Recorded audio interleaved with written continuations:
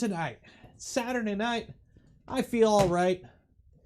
I'm not doing a 10-hour stream today. I'm still recovering from last week. But we got a nice, easy print and chill night, I think. We're going to wrap up the V0. I know we got a print in last week. It made a cube over here somewhere. Yes. Yes, it pushed plastic. It is now serialized. But it's not done yet. We got a little bit of wiring we got to wrap up. Got a top hat of some sort, and the rest of the enclosure we got to put together. I got the panels out. So we're going to wrap that up tonight. We're going to do a nice, easy, relaxing night on our stream, our show. I think I'm going to call it Print and Chill. I don't know. I'm playing around with actually naming the stream because it doesn't have a name. I don't have show names. I just put stuff out. Other people have names. They're going to call it Print and Chill. I don't know. We'll see. But the show tonight, sponsored by the always awesome Thangs. You know them. I know them. They sponsor my streams. And that is not the button I meant to press. Not yet. So for those unawares, I have an octopus now in Tallboy. And when you put a new controller in a printer, you got to print something big. And I've had this spool of Sparta 3D metal silk that has been itching to do something with. And so yeah, let's load up a print, scale it to 150%, and send it. Because, you know, when you completely rip the wiring out of a printer, completely rewire it, replace a probe, completely replace the controller board, and take two config files and mash them together into one, the very first thing you print is a 18-hour bust of a demon guy. And the only problem I had, one of the supports failed. But he's a demon. How many demons have both horns, right? A good demon has a broken horn. That means he's won a fight, right? Or he's been in a fight. So yeah, if you want this awesome model, you can get it on Thangs. There's a link in the description. It's from, you know, Chaos Cortex. They do a bunch of awesome models. And that was this week's little project. So I'm going to throw some ABS in it. I got to put the panels back on because right now there are no panels. We'll get that back up online. We'll get it some ABS, and I got to keep putting hours on it because you can't review a controller board off one print, right? Especially when you run Clipper, because it's Clipper. The controller board doesn't matter that much. So yes. So make sure you check out thangs.com. If you're looking for some Thangs, they have over 2.5 million models to choose from and growing. People are always uploading stuff. The selection is getting better and better every day. Can you have first print? I live in Canada and shipping is Garbo. So, oh, mic is low. Let me bump the mic up. There we go. Shipping is Garbo. So it's not like Joel where he could just throw it in the mail and for 50 cents send it anywhere. Plus, somebody already has first dibs on the first print. That one would cost me way too much to ship. Hellboy didn't have both his horns. Exactly, right? A good demon is missing a horn. So tonight, we're just going to wrap up the V0. So I legit haven't touched it. Did I break that? No, I did not break that. We're good. Get the music going. So I legit haven't touched this printer since Friday's stream. It still has the filament loaded in it, which I have to unload. And by unload, I mean I'm just going to cut it because I would have to heat it up to unload it. There we go. So we have to finish up a few things. This is a 99% done build. Functionally, it's done. The only thing it's really missing, a little bit of wire management in the back, under the hood, make it look pretty, and some panels. So we'll do the wiring first. We'll get that done. And we'll put some panels on it.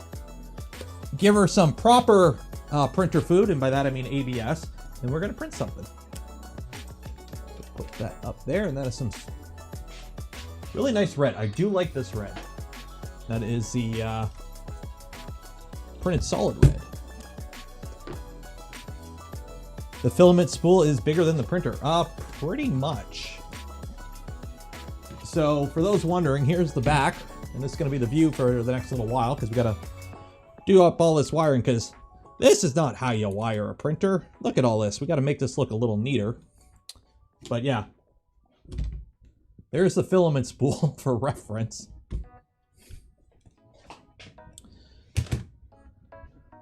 So how's everyone doing tonight? Let me check out chat. See how chat's doing.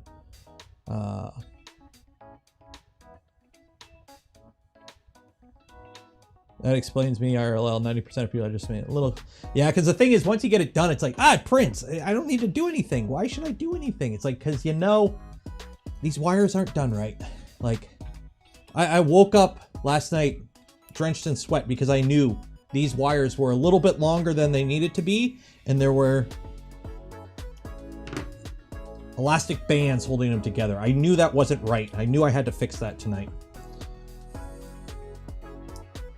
So we're going to fix that. We're going to fix that. Make it look all pretty.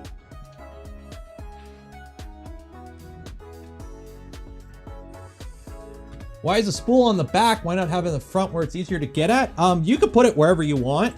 The reason it is on the back is because your reverse Bowden that feeds up to the tool head is through the back, and it comes out the side here.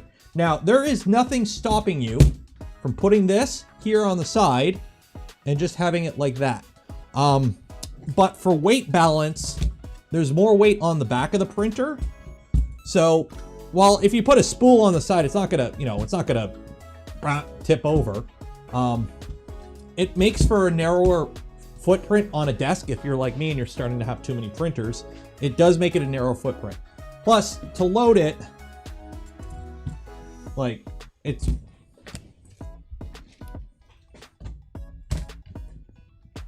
in. It's not that bad.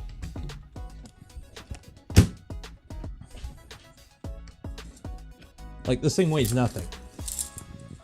It's rattling around because we got all the loose M3 bolts in the back that we got to take care of, but we're going to take care of that.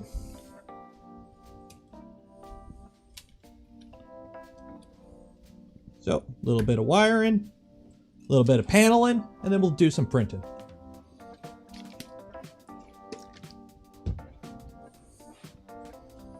Tisk tisk. So how are we going to do the wiring? Well, we're going to have it...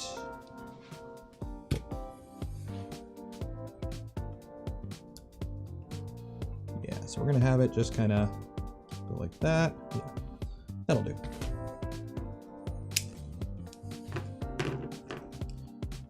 Do I use any macros for filament change? Not really. I do most of my filament changes manually. I just heat the nozzle up to whatever temperature, and then I go in, unlatch it, push down a bit to melt in the tip, and then pull it out, and then feed the new stuff in.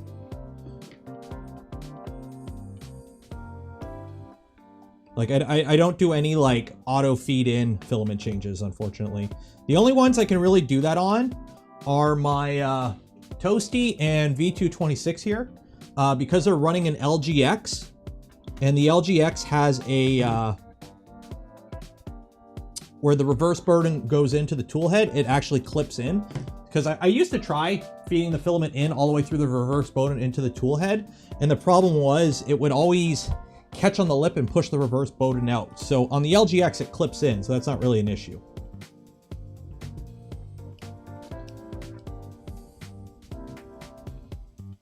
Can I say something about the Annex K3 compared to the Voron? It's another printer.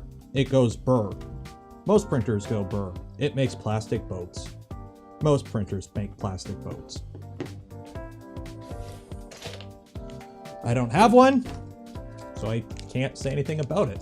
I don't know anyone personally that has one, so I can't say anything about it.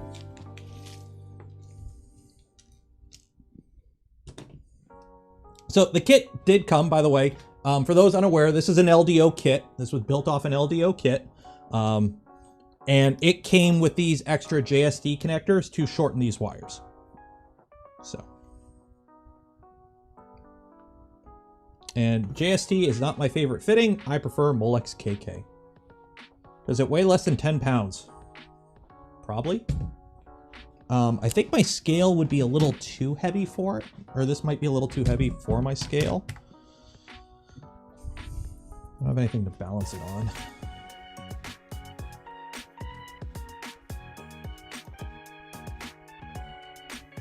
It weighs 4.2 kilograms.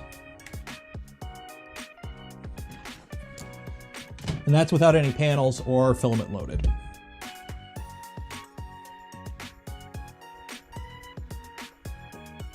Where's the best place to order a kit?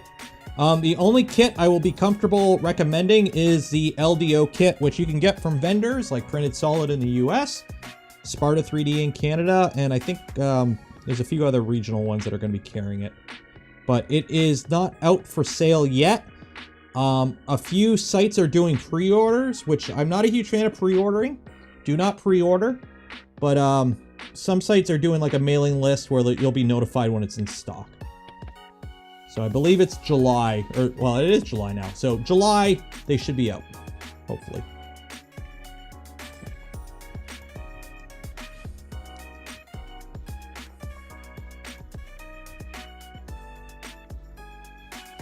Yeah, the K3, they use unsupported linear rails, which over that span, I don't think it's a big issue. I haven't looked at the design in a while. And it also uses like 9 motors or something like that. But I really like the flying gantry. I like Core XY.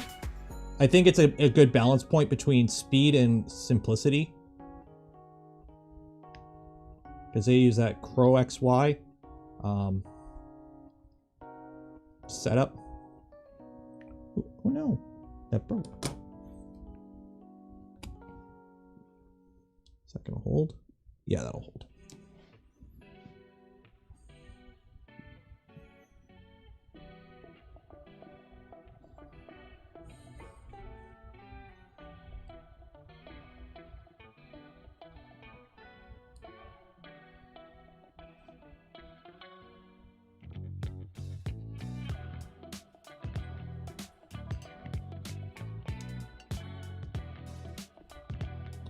So yeah, so tonight I got the music playing. This is new music. This is the Stream Beats Hi-Fi mix that they got now.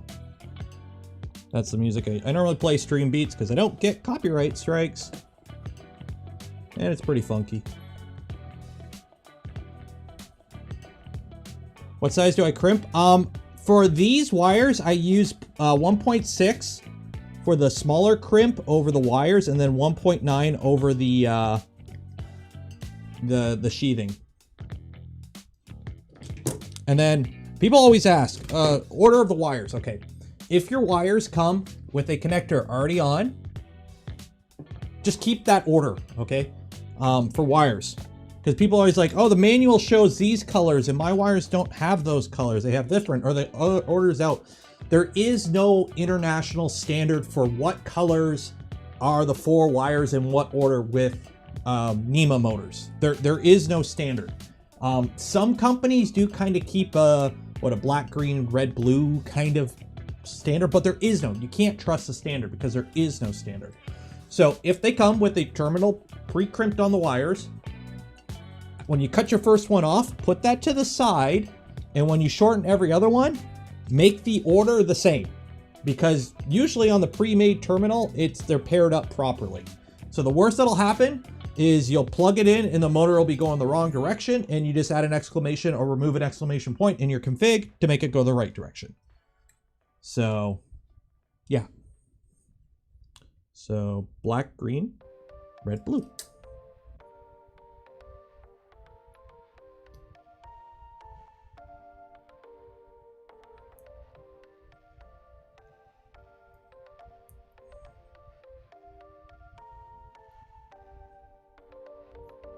Make sure they're all clipped in.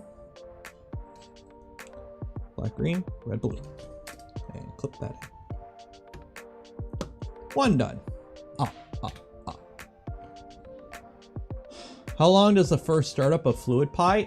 Sometimes the first startup can hang for a couple minutes, I found.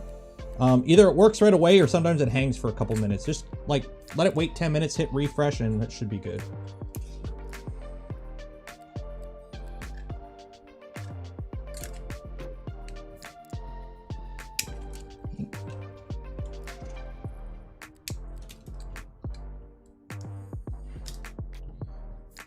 Is there a good step-by-step guide? I have videos on my channel that cover installing Clipper with Fluid Pi. So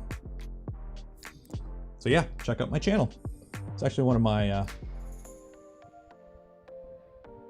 one of my more popular videos.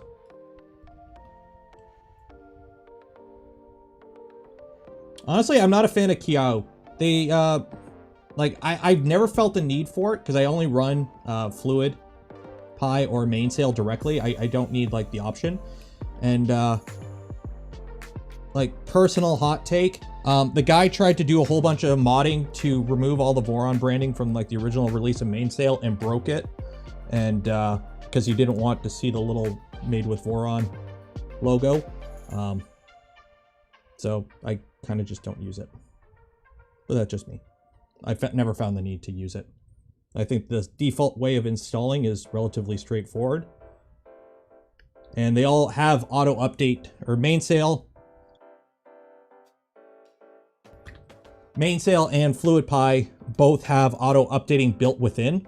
So once it's installed, you don't need to finick with updates ever again. So I think it's a little redundant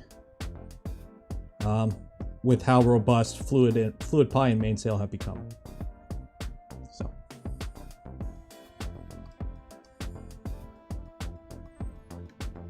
Because the thing is too, you gotta wait for that to update, and you're waiting on more updates of software. It's better to just get it from the source.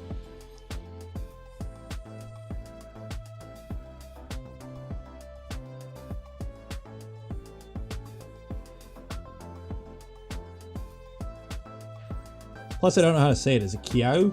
Kiao? I don't know. I'm assuming it stands for something. Clipper in something. Oh well.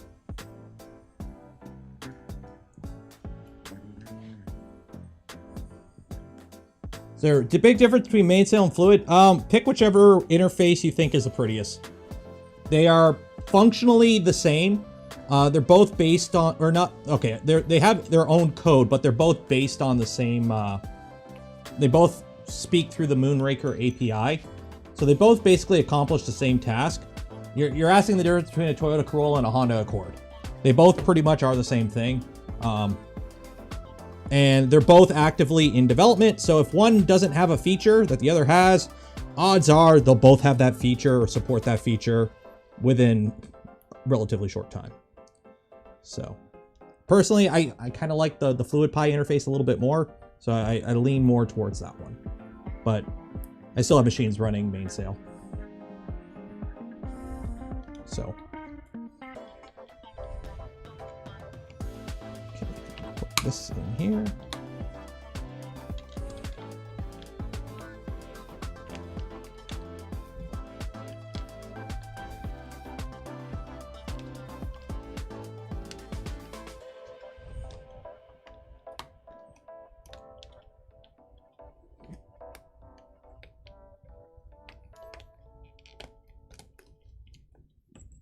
Get in your hole. There we go. There we go. And snap back on. There we go.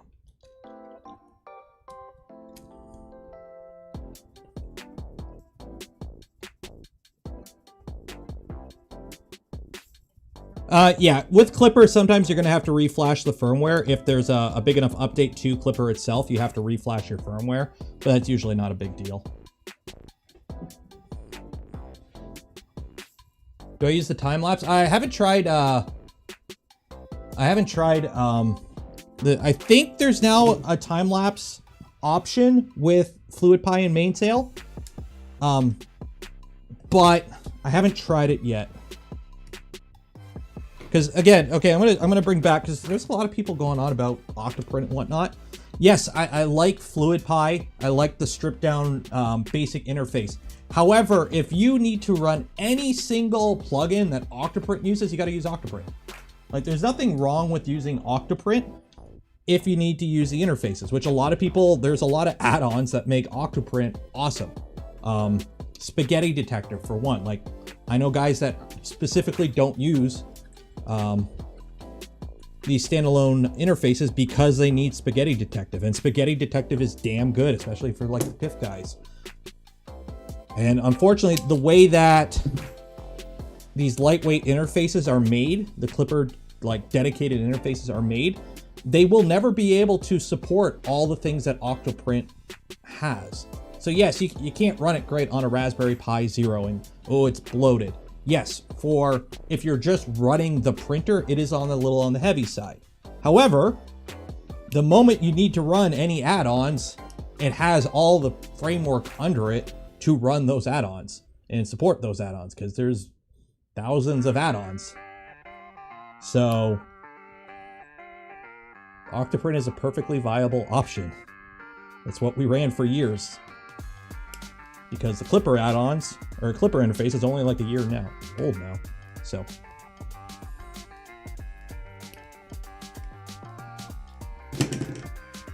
still use Octoprint with Marlin.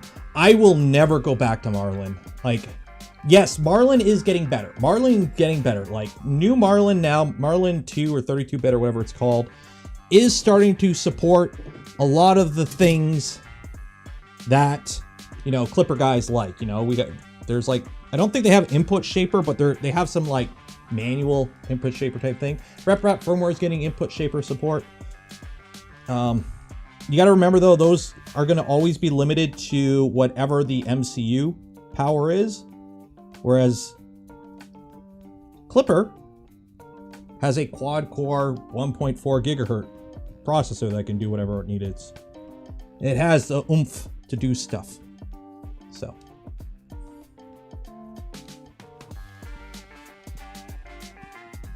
how do you feel about the Micron? The Micron's cool. It is, so for those that don't know what the Micron is, if somebody links it in chat, I'll pop it up, I'll approve it, because normally you can't link stuff in chat. But the Micron is to the V2 kind of what the opposite is of the Tiny M to the V0. So what the Tiny M is somebody took a V0 and modded it so that it uses 2020 extrusions and NEMA 17s. So basically they made a V0 using full-size Voron parts. Well, the Micron is taking a V2 and making it with V0 parts. So it uses NEMA 14s, 1515 extrusions, MGN 7 rails, I believe. I think it still uses 9s in some spots. But like, it's a mini V2. So, now, is it practical?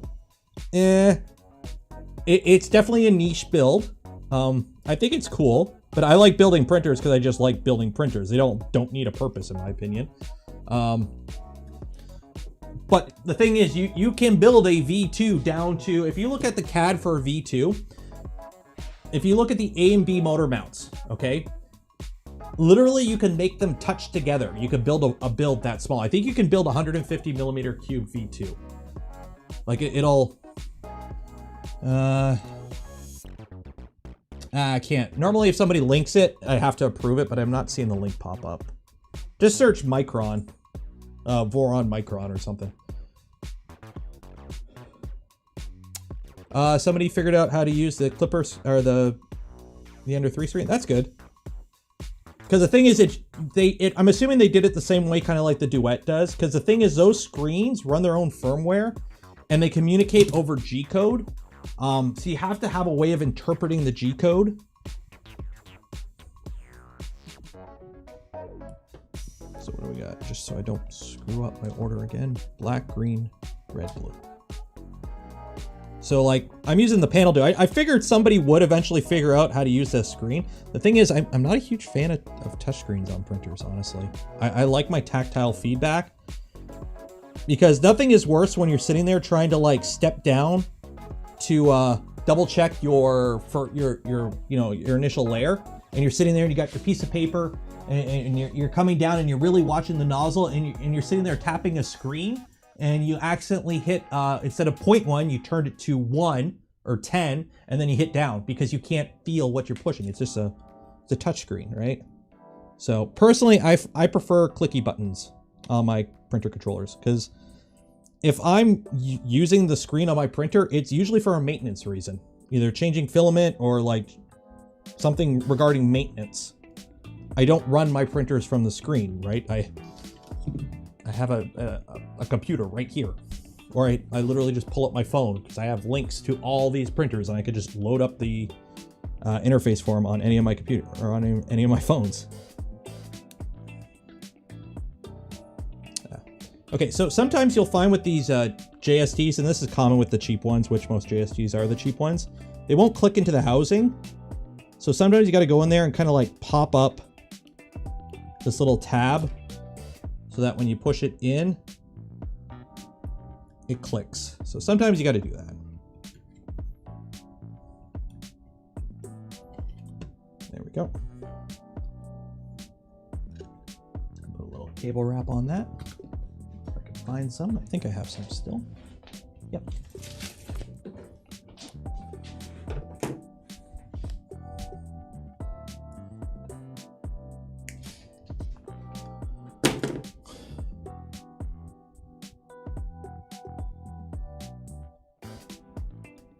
Clip Prusa, I have no clue. I don't have a Prusa, and the only Prusa I would actually consider worth buying nowadays is the Mini. The Prusa Mark III, if you're in a school setting or like, hey, I need a machine that just works for my office and I just need it to work and have support. Okay, then yeah, Prusa Mark III maybe. But if you're like a hobbyist, right now is a horrible time to buy a Prusa Mark III. It is, it's starting to show its age, in my opinion. It's still plug and go. It's still a Prusa. It's still a good printer. But for its price and what it has and what it comes with, and its capabilities, I think it's starting to show its age. Especially with like, what's the Viper? The Anycubic Viper. Pretty much has everything the Prusa Mark III has. Removable flex plate, bed probe, etc. Quiet steppers, 32-bit processor, which Prusa only has on the Mini, for like a third the price, I believe. It's like $300. So yeah, Prusa Mark III is starting to show its age, unfortunately. Still a nice printer, but just, you know, I don't think it's worth it nowadays.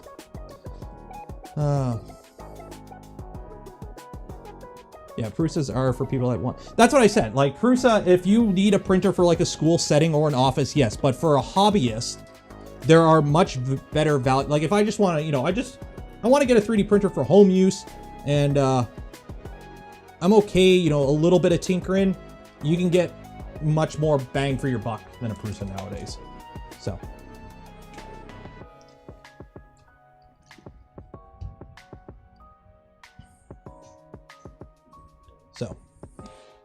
Prusa XL when? Just because I'm hearing people argue about this printer because, oh, it just works. Lulzbot, what the heck are you guys doing? Configure. Yeah, okay, so right now they have two. They have the Sidekick and the 747. This is their build volume, cubic or millimeters or whatever.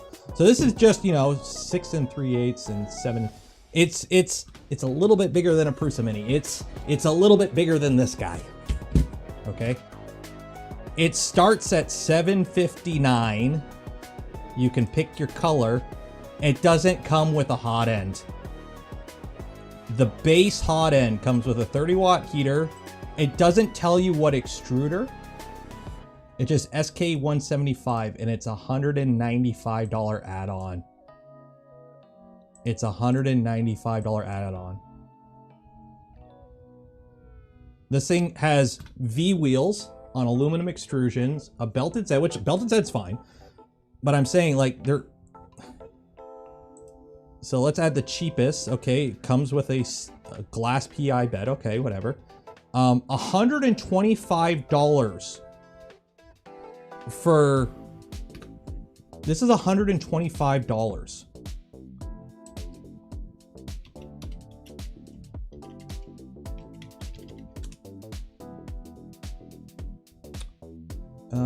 Let me, you know, make sure I'm not pulling up anything bad. 6.4 rep or LCD. Yeah. Where is it? Where is it? Oh, here we go. We'll just use the Big Tree Tech Mini one because it has color options. 15 bucks. How are they justifying a basic LCD for $125? So we'll select no screen. A filament runout sensor. Okay, 20 bucks for a 10-cent micro switch. No extended warranty. So there you go, $999. I don't know what extruder it has. It has a basic hot end. It's on a dual drive setup. It uses V wheels on aluminum extrusions. Oh, and an 8-bit processor still in current year. 8-bit processor. It's great for Clipper. Like, you can always argue, oh, they're made in America. Yes, the problem is, how's PrinterBot doing? And people are, and it's like, it's $990 for, like, you can almost buy 2 of these kits. You can buy 2 China kits and 1.5 LDO kits. I can't justify that. I cannot see how that thing is going to sell unless they have existing contracts with schools. Because if you're a home gamer, I cannot give you a valid reason to buy that printer. Because if you need one that just works, go with the Prusa. Like, and they're competing against what? They're competing against China. A Viper will blow that out of the water. An Ender 3 V2. My Ender 3 V2 stock ran fine. So, Prusa is ULCE certified, I believe. So, but yeah, 125 for the screen, and it's aluminum extrusions, okay, and V wheels. Like, if it was fully kitted out with like independent Z motors for, you know, bed or tramming up the gantry, and it was built like it had all the fun stuff, but it doesn't even have that. It'll never. It's an 8-bit processor. I don't know. So, hey, look how neat our wiring is. That's a nice wire. We got a little bit of cable sleeve there. Let's put some panels on here. Oh, and if you guys want to see the bottom, there's the bottom. There's our wire management. Done.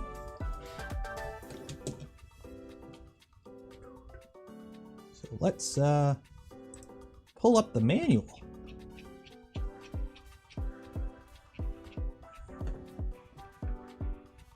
Does it have a name already? It does not. I'm mumbling a few names for it. Everyone's saying like Golden Boy or like Midas or something. Like, I'm not going to use it like an obvious name. Somebody said Golden Girl, and I immediately thought Betty White, so I might call it Betty. So I might call it Betty. We'll see.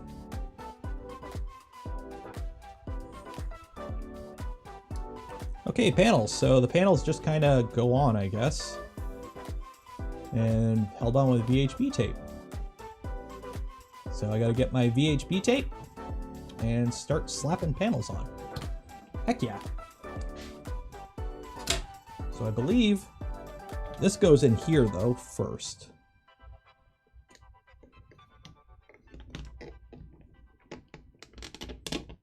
If I can, yeah, shoot, I gotta get that up.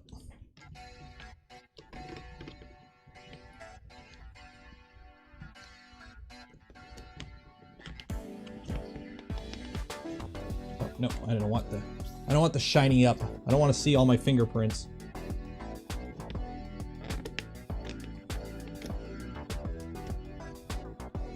Can I put that in backwards?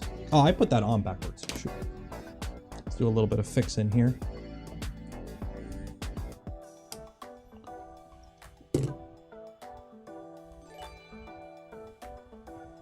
Thomas, 20 ARS. Not sure what that is, but 20. Thank you. Appreciate it. How are you? I'm doing great. I'm in a really good mood tonight. Because I'm not doing a 10-hour build stream. We're going to do a little bit of let's spin this. A little bit of tidying up. Get this printing. We have a good stream tonight. So I'm going to spin this around.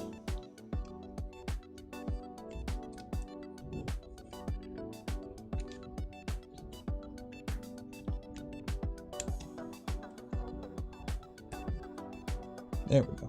So that goes there. I'm gonna have to pop that out. There we go. I gotta shorten this.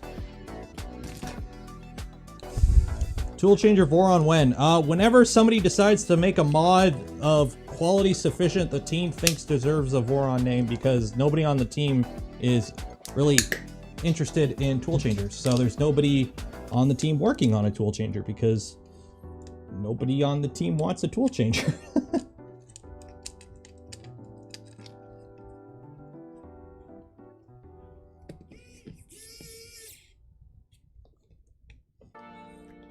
How's the octopus?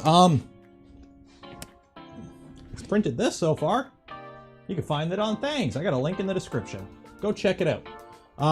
It's working fine. You got to remember, my printers run Clipper, so the controller board is pretty much useful for the hookups. With Clipper, your controller board is pretty much useful for the hookups, and on the vast majority of printer designs has pretty much no impact on the actual print performance with Clipper, because Clipper does all the math, right? Controller board's just following orders. So as long as the speed of the processor is good enough to follow the orders, and Nitram's doing 4-minute speed benchies on an 8-bit Tri-Gorilla running Clipper, you're gonna be fine, right? So you're looking at boards that have the features you want at the price you want with the quality control, which is becoming an issue right now, you want. And that's pretty much what you're looking for. Oh, I gotta zip tie these in.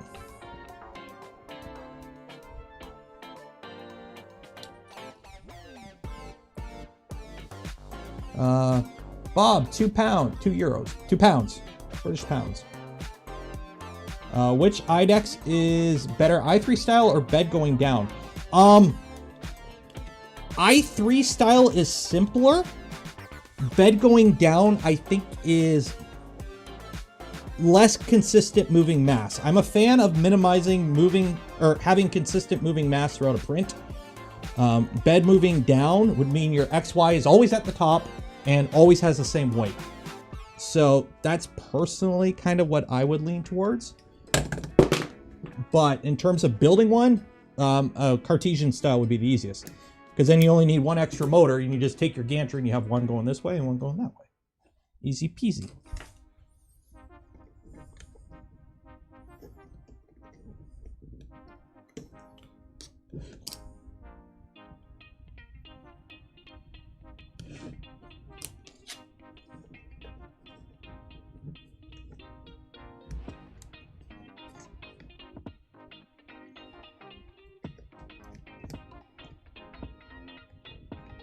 How the heck is that supposed to fit on? Hope if I had it in the right position. Shoot.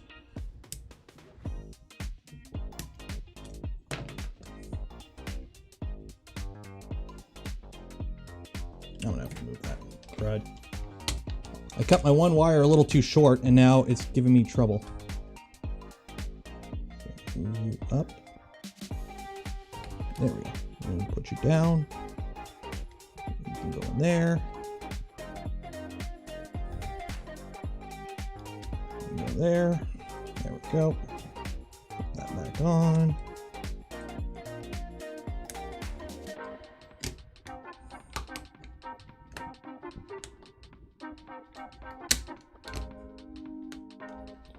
Put you down. You get down. Down. Get in your hole. There we go.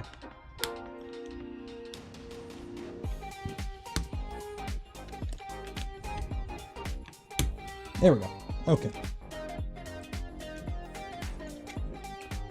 Have you seen the Zydex? I have not. I'm not sure what that is. Loosen this.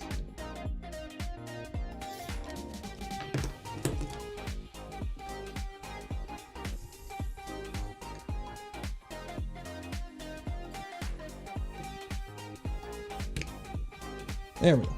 Okay.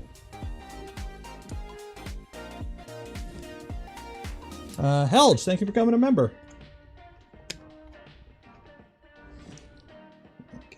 there, you go there. You can get tightened now.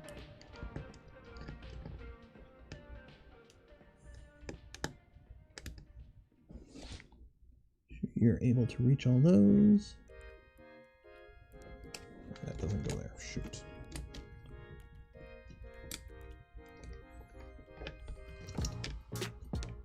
There we go. Okay, you go there.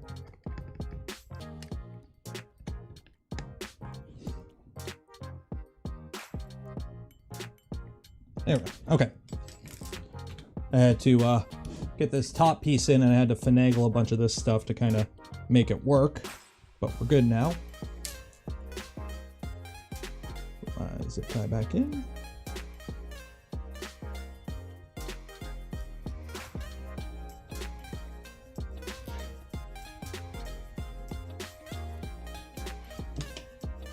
Hey, more zip ties.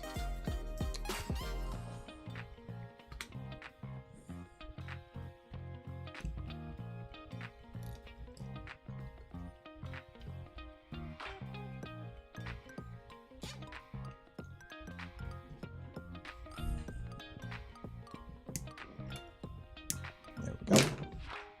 That's good there. I need some M3s, which I still have my big box of leftover parts from this build.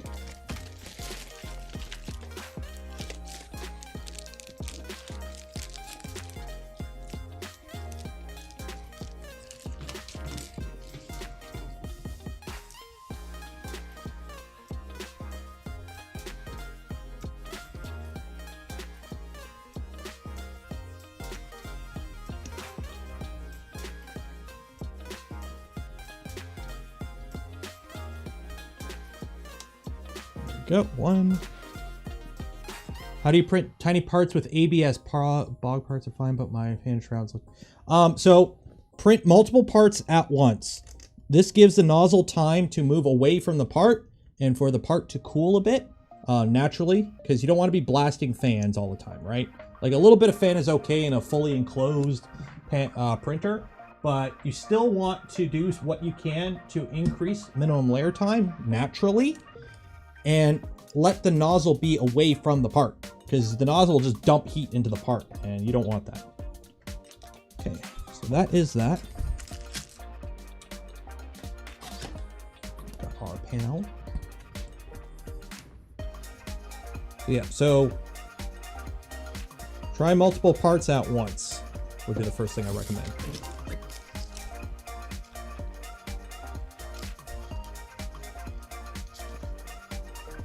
Oh yeah, okay, so buddy Mnemonics is talking about using higher voltage motors. So stepper motors are good to like more than 24 volts. I know people are running them at 48 just fine. You can feed them higher voltage. So not all stepper motors can do higher. And honestly, I think going from 24 to like 32 volts isn't much. You're not going to get much performance gain. You're really going to want to go to like 48 volts to see a big enough jump, and you're going to need bigger caps for that. So what most people do is you can take the pins on the stepper drivers, the 5160s, the power in pins. You can flip them up and feed 48 volts directly into the drivers. So I got to apply VHB tape. And I've got a whole box of parts here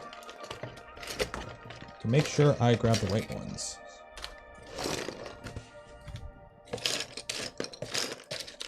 So they are that one,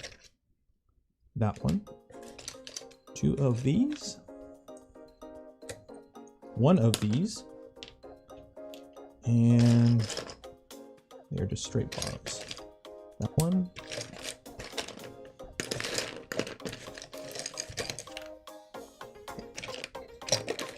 And that one.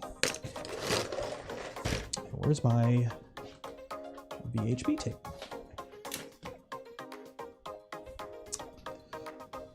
.3M very high bond tape. Its name lives up to what it is.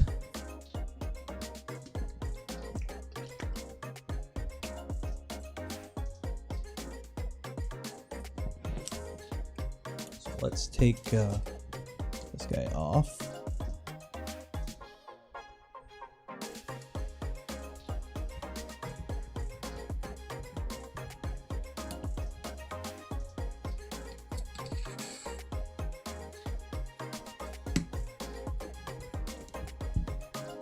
Actually, no, that guy's gonna stay on. That ain't going in.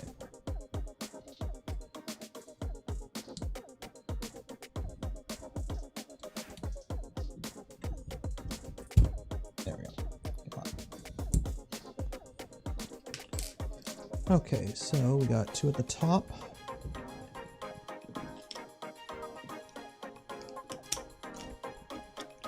Two at the bottom, and then one on the side.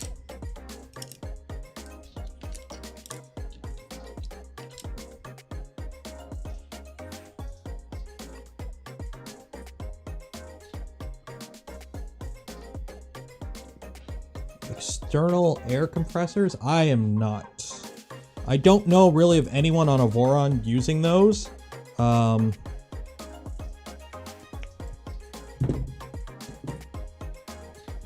I don't know if anyone on Voron's using them.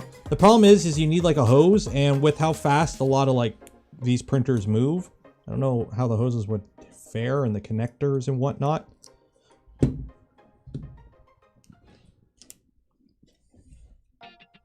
Like, all my printers live in this room, and I print with the door closed, so noise is not an issue to me. I don't care about noise. I used to run server-grade fans back in the day before we almost figured out our tool head cooling.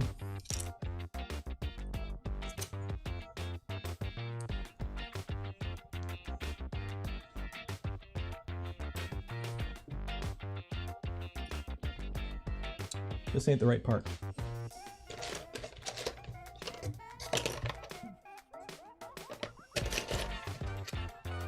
This is the right part.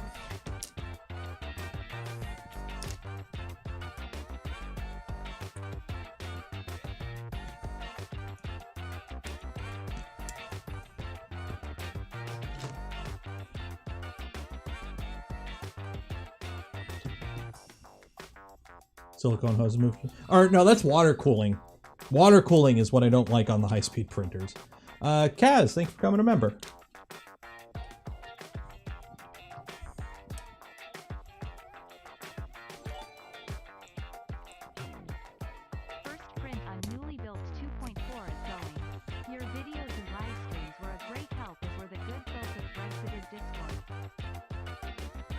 Oh, 5-year Awaj. Thank you, man. Appreciate it. Glad to hear your printer's up and running there. And glad to hear the videos help. That's why I do them.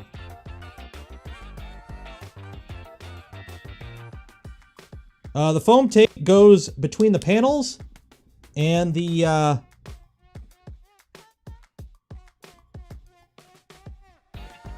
foam tape goes between the panels and the extrusions to give you a gap so they don't rub, so your belts don't rub, whatnot.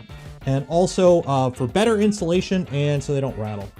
On this one, I'm not putting foam tape on. I'm gonna try it without the tape and see how it goes, because the kit didn't come with tape, so I wanna see how it works. So I'm building this with just what's in the kit. And if I need to put foam tape on it, I have it there, and I can just take the panels off and put foam tape on. So it's not really a big issue.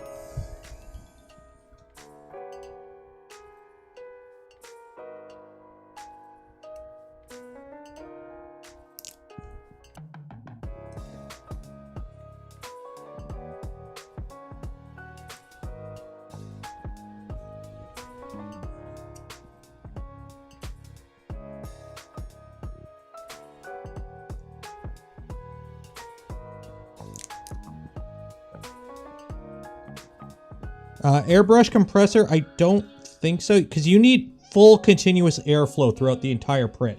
Most air compressors like build up a tank and go. That's why people use like fish pumps and whatnot. Okay, so I need to move you down. I had my tweezers. There's my tweezers.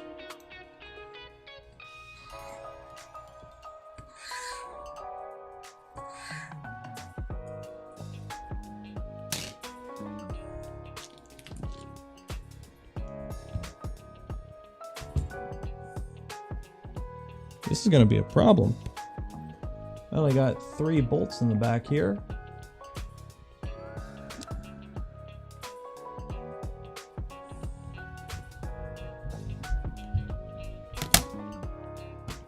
Oh, because they go up top there. Ah, that's clever. That's clever.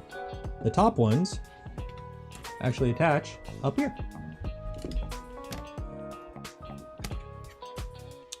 Clever girl.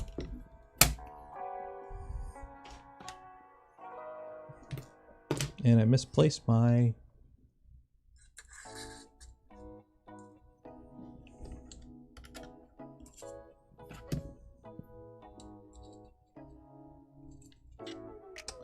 tweezers already. Where did I put my tweezers again?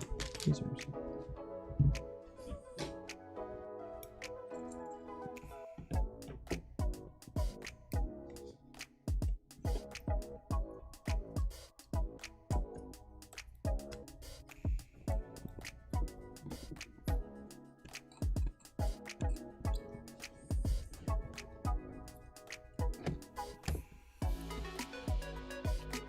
There we go. And then what do we use? M3/8. Yeah, M3/8 it looks like. Where's my little cup? CPAP blowers. Yeah, I've seen CPAP blowers is kind of becoming a new thing for people to try out.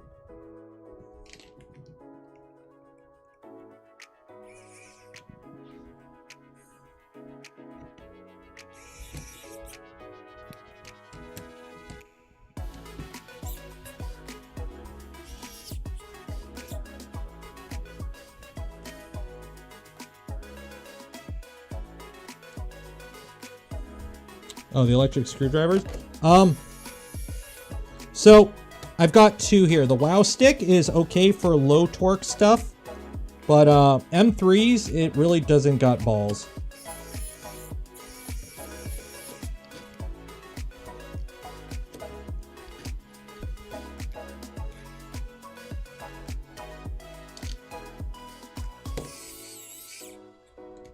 Like, it's okay for this kind of stuff. But for actually tightening down, like, proper... Oh, man.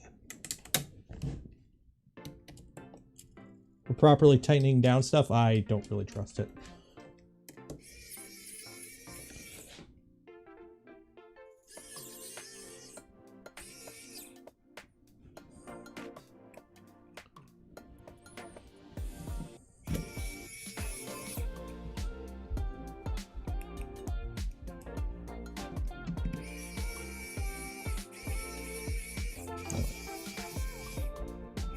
These are supposed to be 6.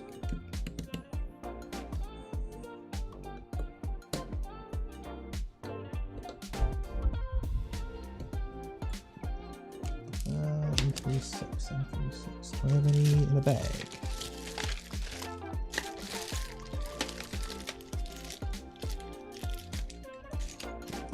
Nope, M310. A magnet. I'm going to need the magnets later. I kind of just threw everything in a bag after the stream ended last week, so...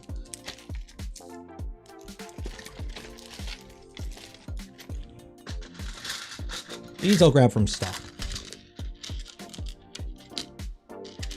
I'm not too concerned about that.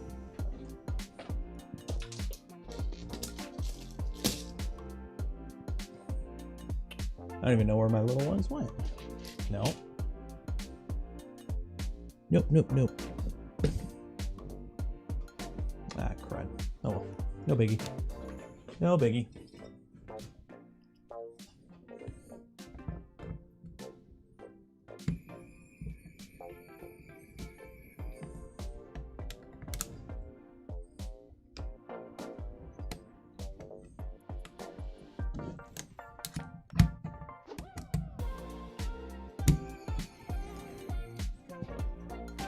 That one doesn't want to catch.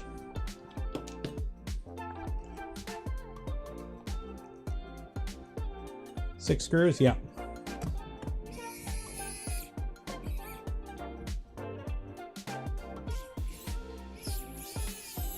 There we go.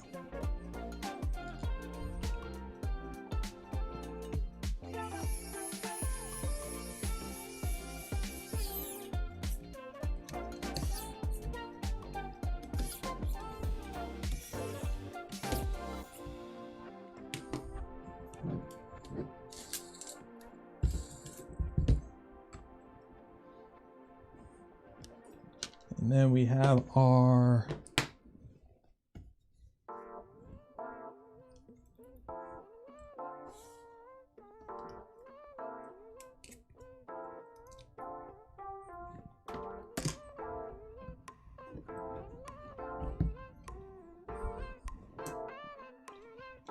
what tool is that? Electric screwdrivers.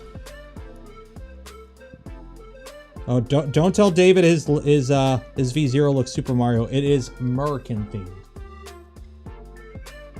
and it's the special American edition where it's all in inches too.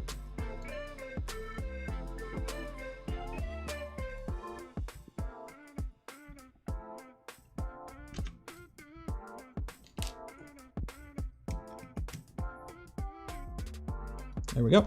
Okay, so we got the back on now. So now you don't see, I don't know, you don't see the electronics. Make sure our belts are cleared.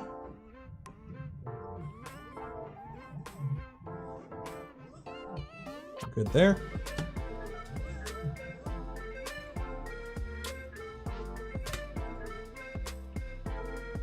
And then we'll do the side panels. Now there are two different sides, so we'll do this side first, because this one doesn't have the doors. So this is just a traditional side, and that's all just VHP tape. So I need the pieces that don't take VHP tape.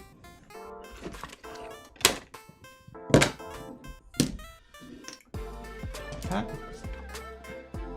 I don't know what that piece is for. Door. And the two side panels. Okay, so you have the option. I'm obviously going to take these off. So when it comes to panels, the LDO kit comes with these panels, and they got a film on it. So if you leave the film on, you get that. Another option is if you're buying your kit through Printed Solid, you can get ACM panels. So because I'm building the LDO kit and I'm like checking the kit as I go, I am using the panels that come with the kit.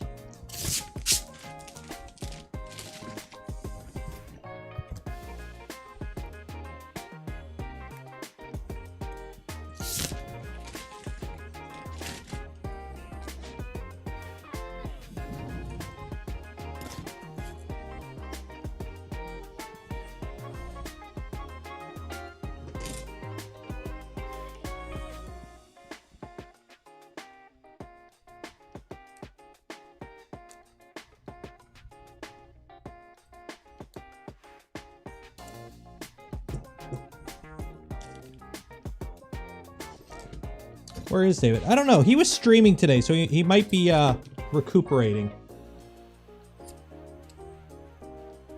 Because he is also streaming his V0 build. So, but I don't know where David's at. Is he streaming right now? I seen him earlier. Unfortunately, I couldn't stick around for a lot of it. It was family stuff. Oh, he's still streaming. Let's go see how David's doing.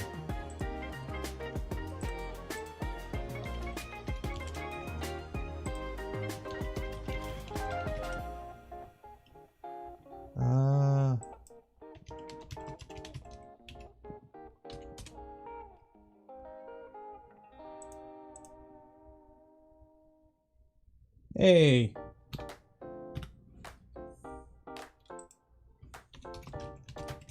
Okay, everyone, David is streaming his build, so everyone also jump into his stream and just go hi, David, because he needs to know we're watching.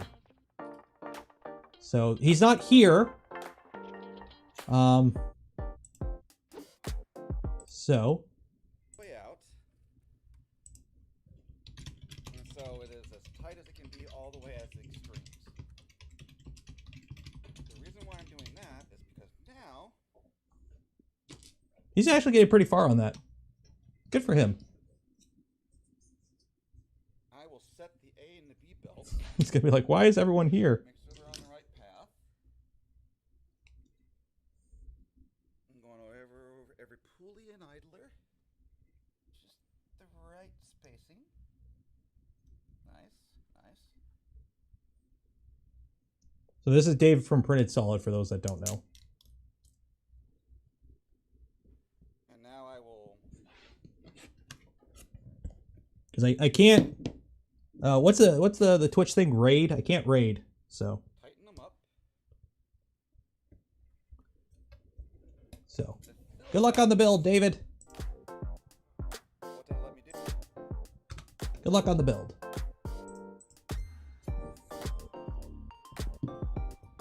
Yes, the V0 uses 1515s. They use itty bitty extrusions. I should actually be using the. I'll save mine because I know mine's legit and the good stuff and the right width. I'm gonna use the stuff that comes with the kit.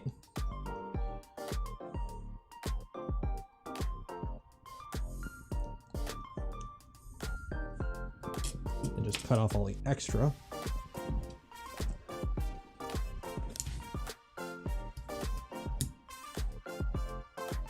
So I watched, what movie did I watch? I watched that Tomorrow War movie. That's a dumb movie.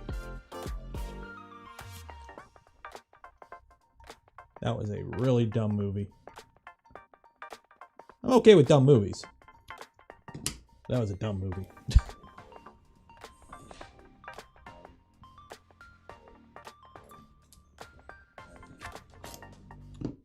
How thick is the VHB tape? It is thick.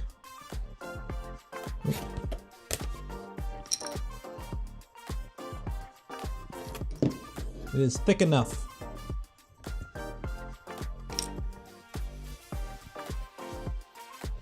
And yes, while it is very strong, you can peel it up.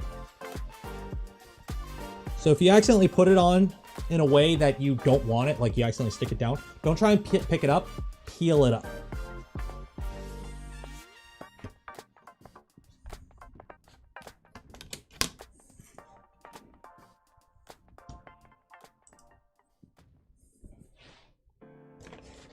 Just regular bottoms. It's a door.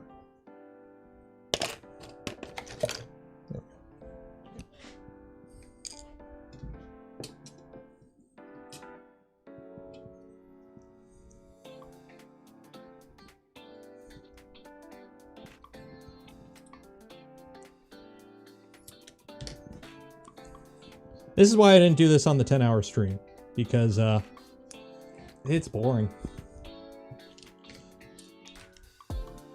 But after that stream last week, I'm taking a mulligan tonight. We're having a nice relaxing stream tonight.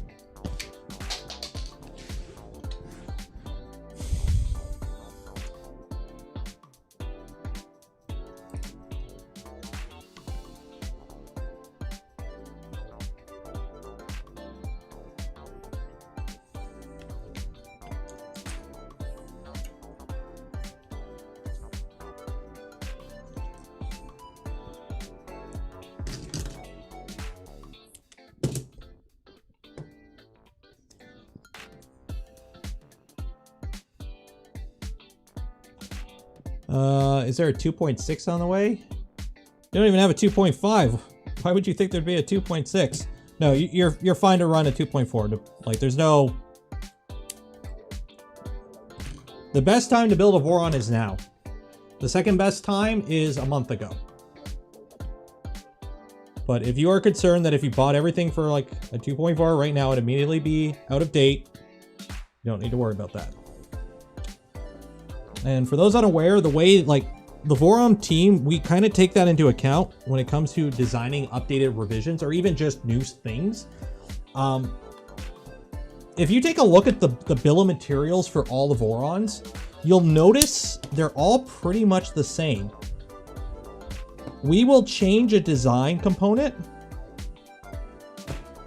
so we can use a screw that's already used on another printer instead of speccing a new screw that's not used anywhere else. Like, we specifically try to reuse the same things over and over. because one, a lot of us on the team have whole stores of all the common sizes for everything. And two, it makes, whenever there's an update to things, easier because you can reuse more of your things. You don't need to risk, like you already have it. It's easier. It's always easier to upgrade when you already have your stuff.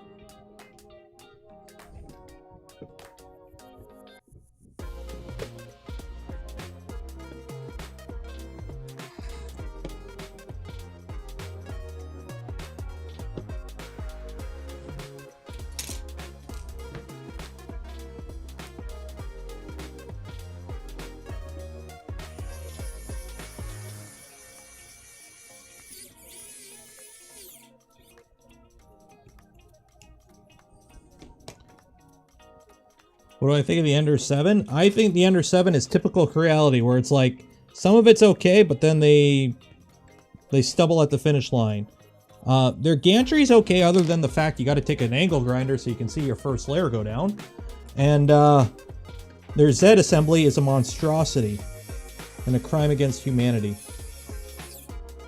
Because, hey, linear rails are better than V wheels. Let's use that on our XY. Yeah. And then for our Z that has to withstand all this weight, let's also use V wheels. You mean linear rails? No, V wheels.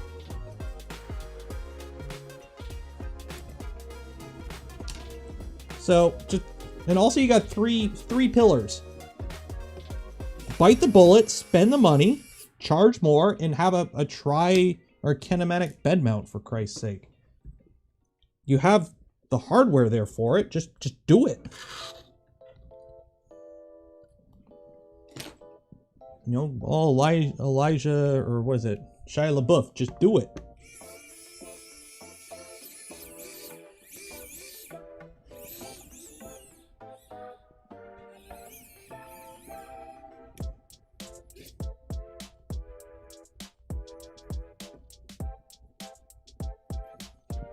Biting that? Yeah, it's biting that.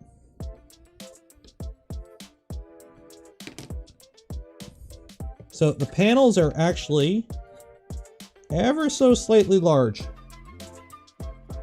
The rear panel was okay, but this one side panel is ever so slightly large. So as I'm putting in these M3s,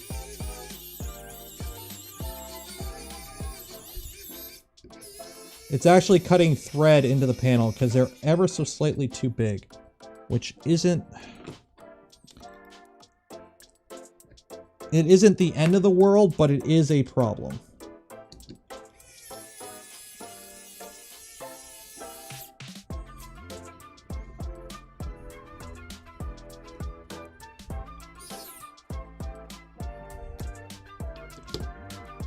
So, that is a problem, unfortunately.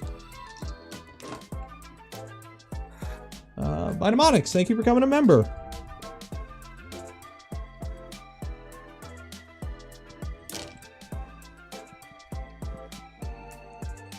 What do I think of the Pro Forge 3? I don't even know what that looks like. I'd have to go look it up.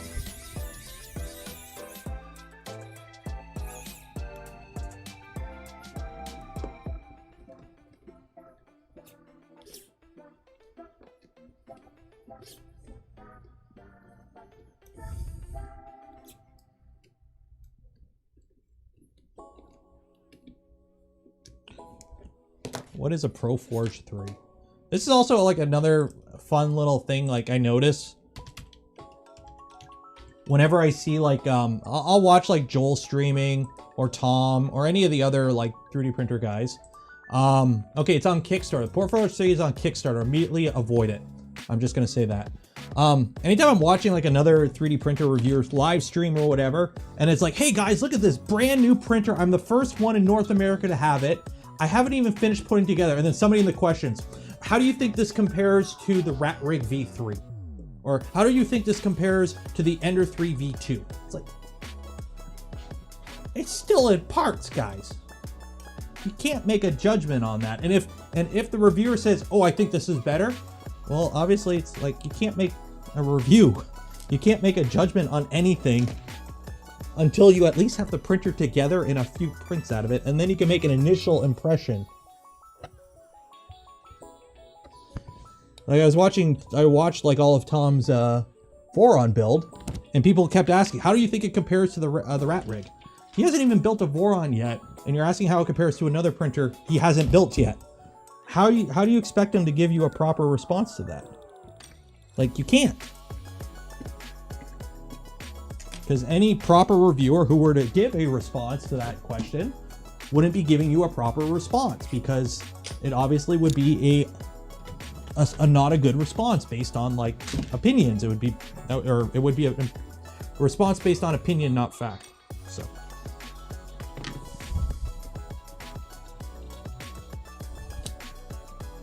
I gotta drill these out. These are like literally like a millimeter too big. The Facebook group, oh god. Oh yeah.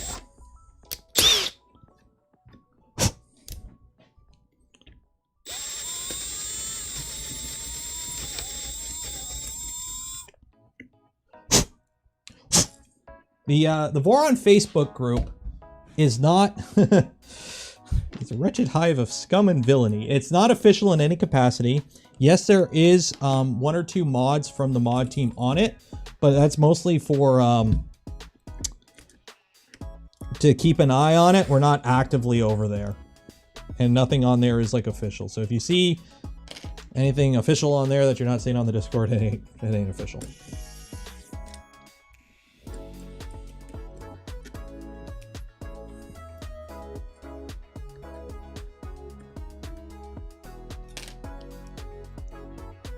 Sanity, there is one, but it was started by somebody else, and then there's a few people from the mod team over there to keep an eye on it, but nothing is like, it's not an official group. It's a babysat group, put it that way.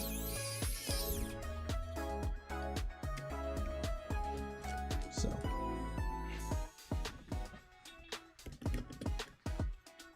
I think I screwed up the nut trying to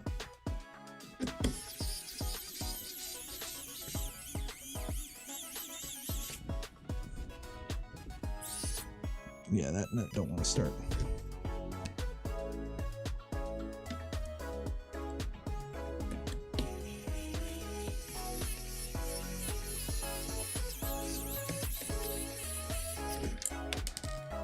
Nope. Okay, how do I fix this? How do I fix this? I can always not use this nut. Yeah, let's just use that. Let's just use another nut. I can't use another nut.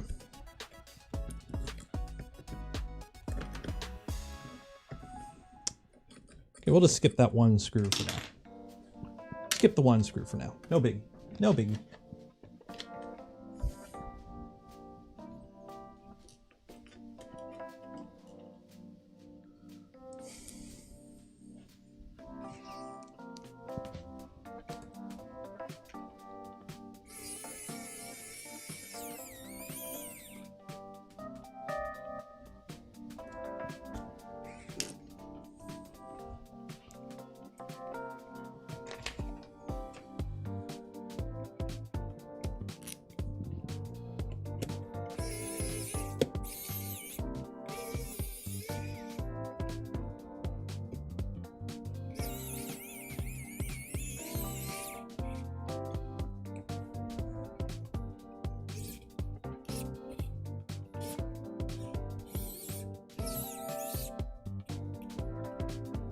Dang it. Yeah, these panels are a little oversized, and they're making it a problem. These really don't want to go in properly. Shoot.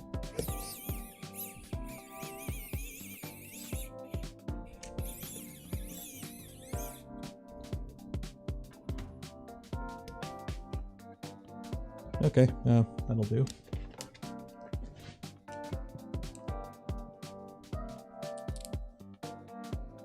Yeah, the Voron, okay, so everyone's like, why do you guys use Discord? So, Voron, remember, it was never, like, the fact that it's this giant conglomerate cabal mine now of 16,000 people on a Discord. We're just a bunch of guys, it's a design group, just a bunch of guys having fun designing printers, right? Somehow there's now 16,000 people on a Discord. So when you look at the fact that when it started, we were on Slack, and we moved to Discord just so we wouldn't lose messages so quick and longer archive for, you know, it's a lot quicker to develop with a quicker chat system than like a forum, right? So that's why it's there. And like we moved over there for the development team and like helping people build and whatnot. Now all of a sudden there's 16,000 people there and it's like, well, I don't want to move. Do you want to move? No, I don't want to move. Nobody wants to set up a forum, wants to moderate a forum. Forums are a pain in the butt. So it's just kind of like, well, we're still here. It's working okay. Let's just stick with it. Ooh, that's close. I almost goofed. I stuck my Raspberry Pi here and this panel just clears. Like, it just clears. F? What do you mean F? Oh, panel F.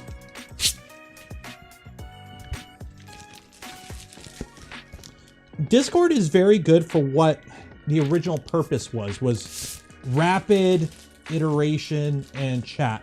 Like, you could just sit there and fire off questions and answers and get it quick. And when the community was much smaller, it worked, it made more sense. The thing is, now the community is absolutely massive and nobody really wants to like fracture it even more. Like already there's the Facebook group, the Discord, and a subreddit. So if we, yeah, these panels are about, yeah, you can't see it on camera, but these panels are about 1 millimeter too big. So, yeah, that sucks. Yeah, that ain't gonna work. So like the gap inside to inside is in, not measuring the king's thumb.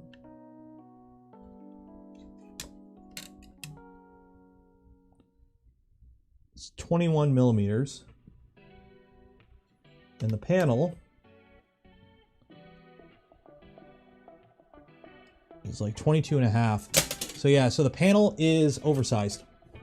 The panel is oversized. Mine were fine. Okay, so mine might just be an outlier, but my panels are slightly oversized. And the, oh, that's way oversized. Yeah, my panels are oversized, but oh well, I'll just put the corners in.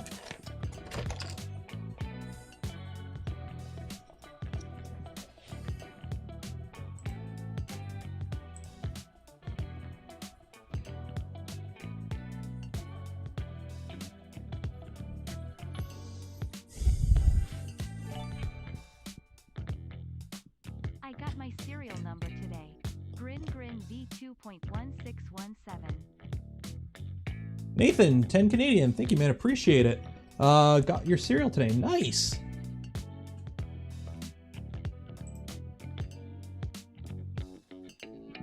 Nothing a Dremel can't fix. I'm not doing that. Palm sander. I'm not gonna sit there and palm sander this to all hell in the middle of a stream to take off some material.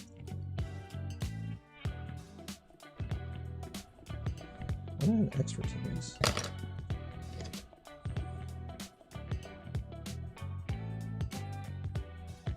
Oh, that's for the...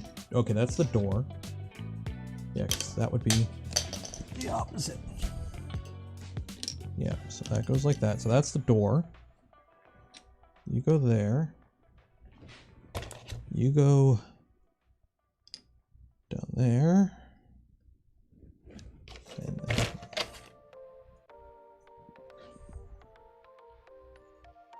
Yeah, and then you would go there. And then you go there. Okay. I'll just drill out what I gotta drill out, and this time do it before putting the nut in place. Actually, Raymond hasn't checked his panel. You might want to check your panels, Raymond. This, unfortunately, might be an issue. It happens. Jason! Yes, these panels are part of the kit.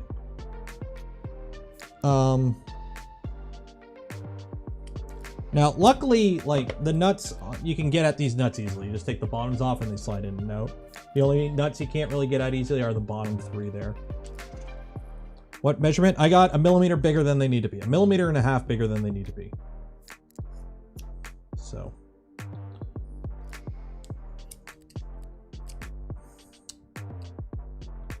But, this is why it's a pre-release kit. So we can check this stuff before it goes out on the production kits. There will never be a Voron designed to print peak. If you are at home and you want to print peak, why? I've had one person actually give me a valid reason why they want to print peak at home in all my years of being involved with this, other than I just want to do it because it's cool. Wanted to give a $5 in advance. Just finished ordering parts for my 2.4 build. Will be watching your vids again to help me along my journey. Kyle, $4.99. Thank you, man. Appreciate it. I want to give $5 in advance. Just finished ordering my 2.4 parts. Nice.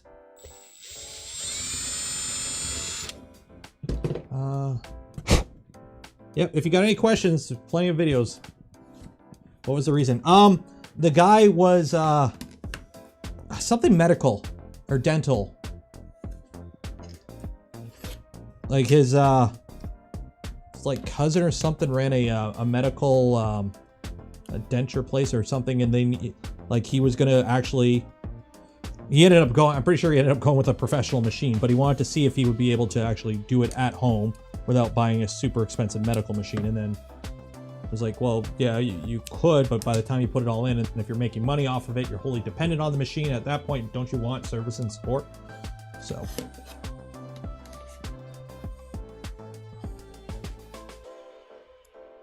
Okay, your kit panels are undersized. Nice.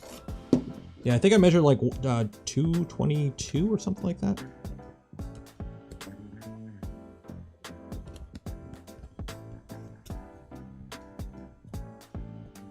Yeah, I stole his extra millimeter, that's why. So now I gotta make all these itty bitty shavings, which are an absolute pain because everything is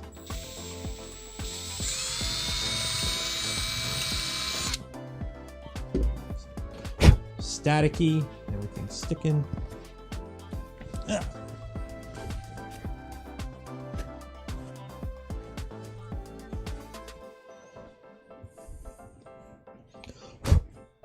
I think you can spray Windex or something and it kills the static electricity or something.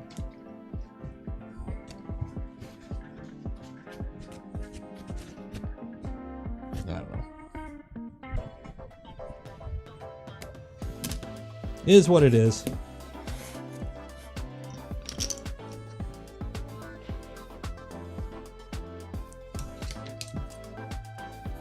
If I were to build a non-Voron, I don't know. There's a few different designs that I kind of like.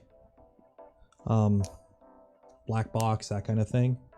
But I don't know. I still want to do a CNC. For those, I know it's been a while, but Project Avro is pretty much sidelined at the moment because I really don't know if that's the direction I want to go with. So, we'll see. What do I think about the rat rigs? I don't know. I don't have a rat rig. It's another DIY Core XY printer. It's probably fine. But I don't have one, so I can't make any opinion on it. Yeah, Railcore. Well, here's the thing. I already have a bunch of Core XYs. I would want to, if I was going to build another printer, I would want to build one that's at least different enough to kind of justify it. Let's be honest. A good Core XY is a good Core XY. 3D printing and painting. Hello. Hello.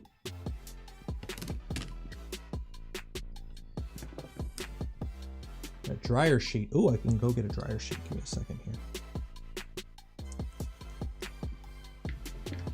Delta.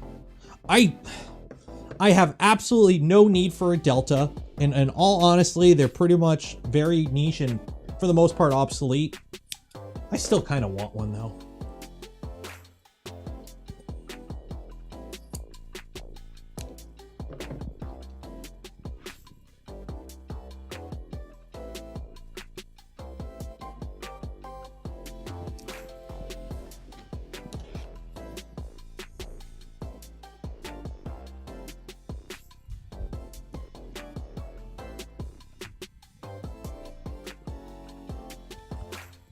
Well, tall's fine. I got room on the Z. It's the XY I'm running out of room. Let me go get a dryer sheet.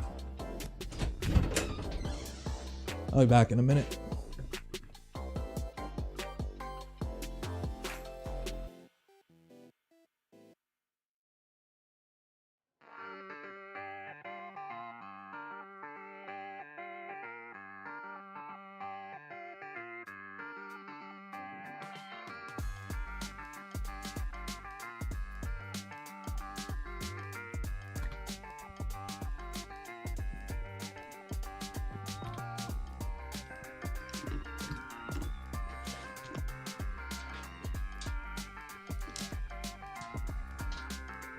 There we go.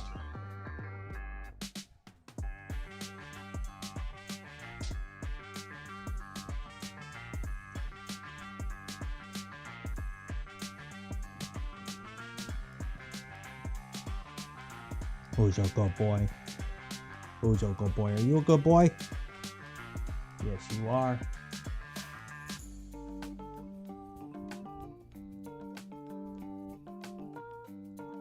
Scritches? Where's the spot? Where's the spot? There's the spot. There's the spot.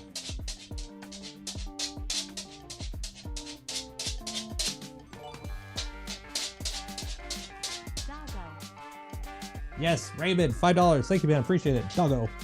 Okay. Come on, you want more? Sit. Ugh. Knocking over everything. Here's your good boy. Are you a good boy? Here's your good boy. Here's your good boy. Look at all this floof. Look at all this floof. Heckin' floofer. Calvin being a butt upstairs. Is that why you're down here hiding? Kisses? Oh, kiss. Oh, okay. Okay. Gotta get back to work. Yeah. When did you get a dog? He's so cute.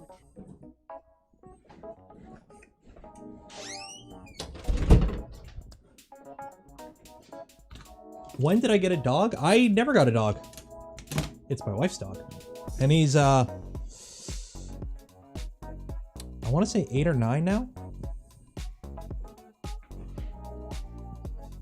And thanks for the $5. Yes, he's a good doggo. Okay, dryer sheet. Let's see if the dryer sheet helps with the static. Yeah, a bit. And now my build smells minty fresh.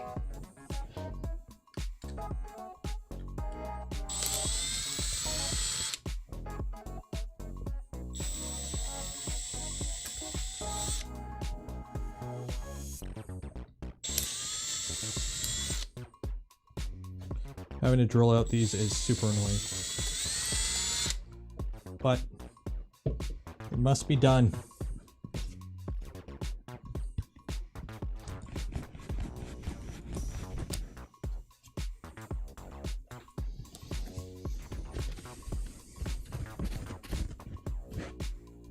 Okay.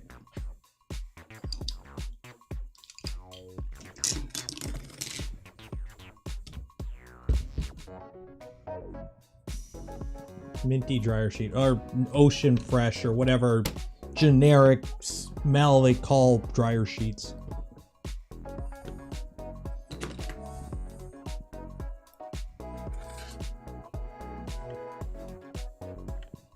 It's a dryer sheet. Pine fresh. There we go. It's pine fresh now.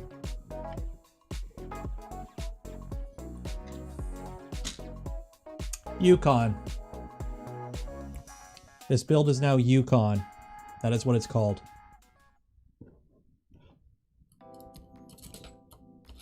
Yukon Gold, the Gold Rush, and it's Forest Fresh. This build is now Yukon. That is what it's called. There we go. It has a name. It has a name.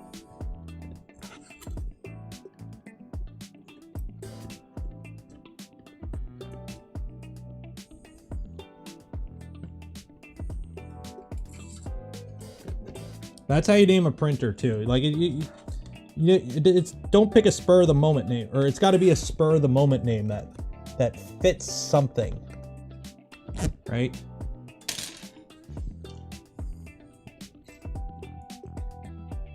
Yukon Boy. No, it's not Yukon Boy. It's just Yukon.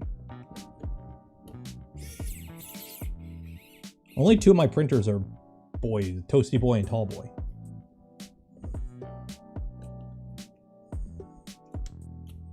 Oh man, these are not going in line. And these nuts are not that good either. This is being a really pain in the butt part of this build. That one went in.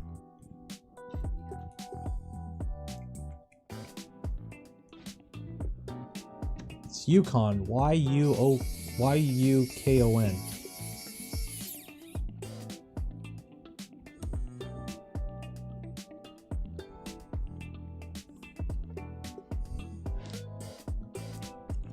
Pretty much like Klondike, yeah.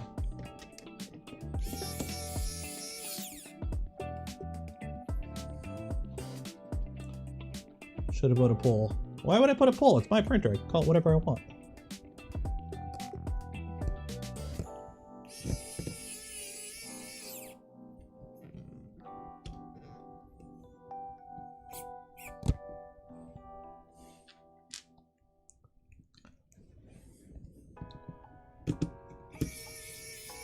So the WoW stick's okay. Honestly, I'm liking the ES126 more. The only reason I'm not using it is my ES126. It doesn't have the magnet to hold the bit in place, so the bit falls out. So I actually have a replacement on the way, because having the bit constantly fall out is literally like kills the versatility of these things so much.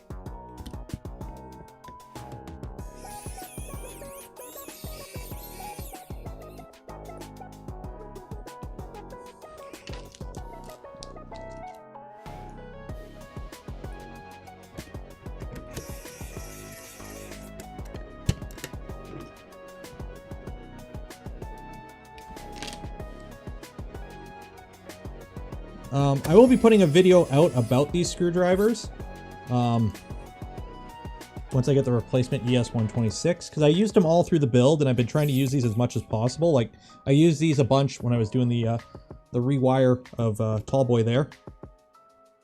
But you can get them on Banggood.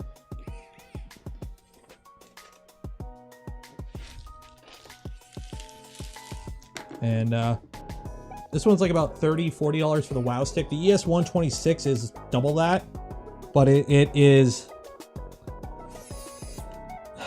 I dare to say, double the value. It feels much more robust.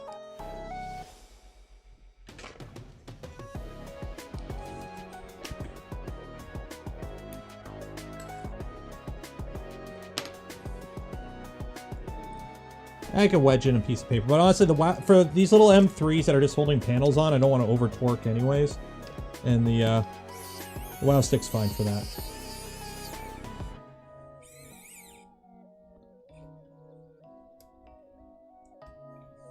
So.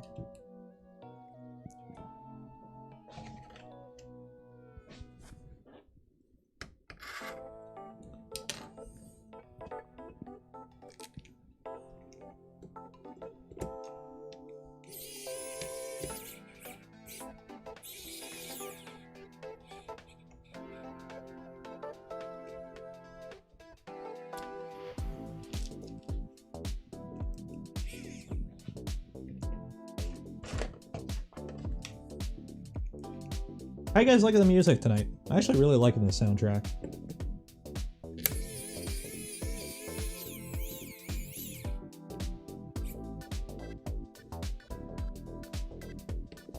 Go. Okay, so those are the side panels on. Making sure there is clearance, nothing's rubbing there. So the downside is, once you put the panels on, you can't just kind of grab it because now you got panels, so you can just kind of palm it though. Okay, now I got the front panels. Now, the front panels on this, this is from the LDO kit. The blind holes are for the magnets. This panel was drilled manually. The production version will be neater. So, that goes like that. Yeah. So we're gonna have to do a little bit of magnet stuff. So we got these pieces here. So let me pull up the manual for the doors. So we got, yeah, so that goes on there. So we got the bottoms and then the tops. So put those in. Yeah, so put that together first.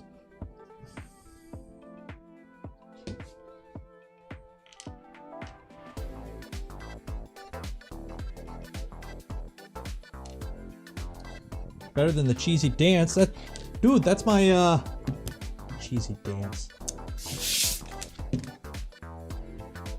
I like my cheesy dance music.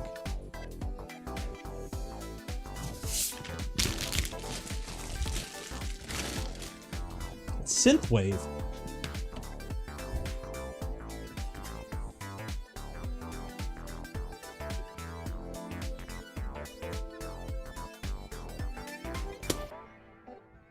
Yeah, so those will go there.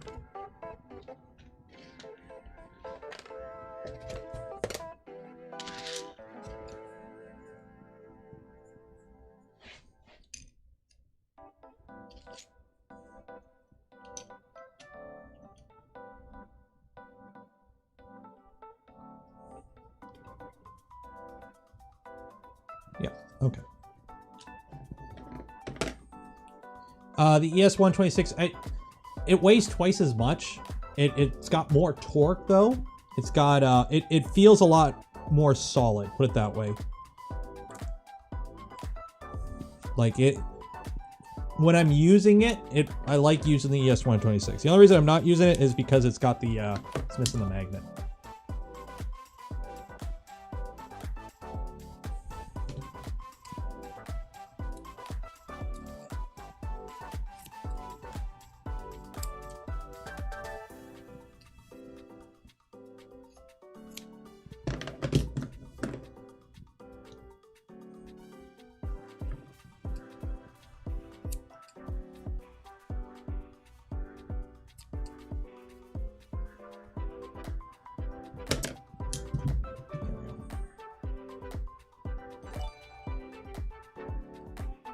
Appreciate the live streams. They help keep me motivated to build my projects. Physics Quack, $10. Thank you, man. Appreciate it. Appreciate the live streams. Help keep me motivated to build my projects. That's good to hear, man. Honestly, even for me, these help a ton, and just I gotta finish this project because I need content for tonight.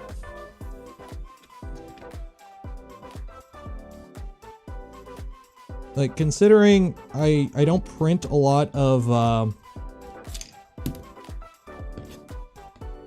like, this V0 will be like a backup printer and like a show printer. Like if there's ever maker fairs in like Southern Ontario or something worth bringing a printer to, this would be the printer I bring type thing. So me having to, content for tonight. Kind of motivates me to get everything done. Like put the panels on it, because otherwise I probably wouldn't have put panels on this. I never paneled up my my original V2 or my V0 because I've got now 3 fully enclosed full-size Vorons that can do all my enclosed printer needs.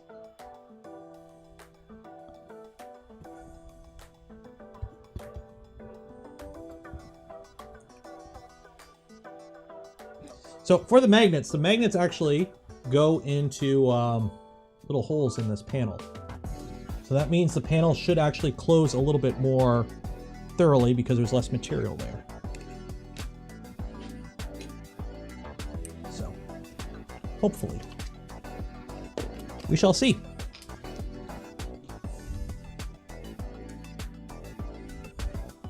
Yes, I'm using the WoW stick right now. So the way the WoW stick works, it simply has a forward and reverse button.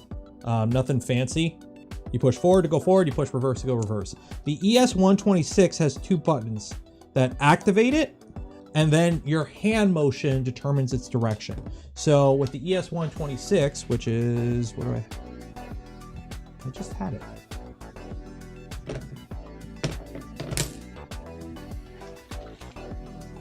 I'll find it in a minute, it'll turn up. With the ES126, how you activate it is you push the button and then you turn your hand in whatever direction you want it to go, and it'll continue going, essentially. I like that a little bit more.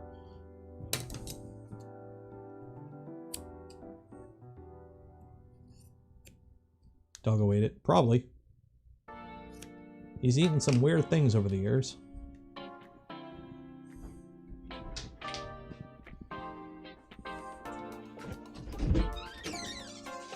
What do you want?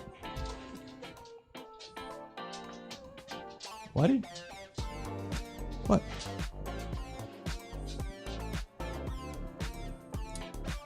Sorry, I got distracted.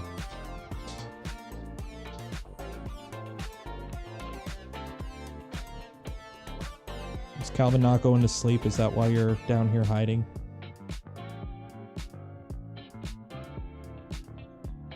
Chat's blocking the doggo.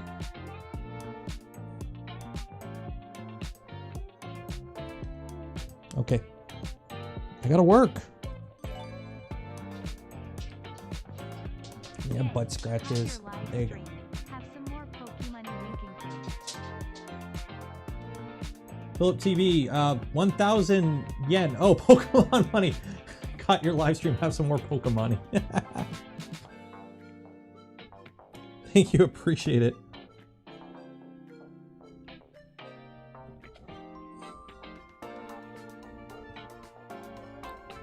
Oh, there's the ES126. So yeah, so with the ES126, how it works is you push the button, it doesn't move, and then once you start moving your hand, it moves. So it's really good for like, and then, I don't know, I like, it feels more solid too. Like it feels more solid in the hand. Okay, oh, can't be in here, I'm working.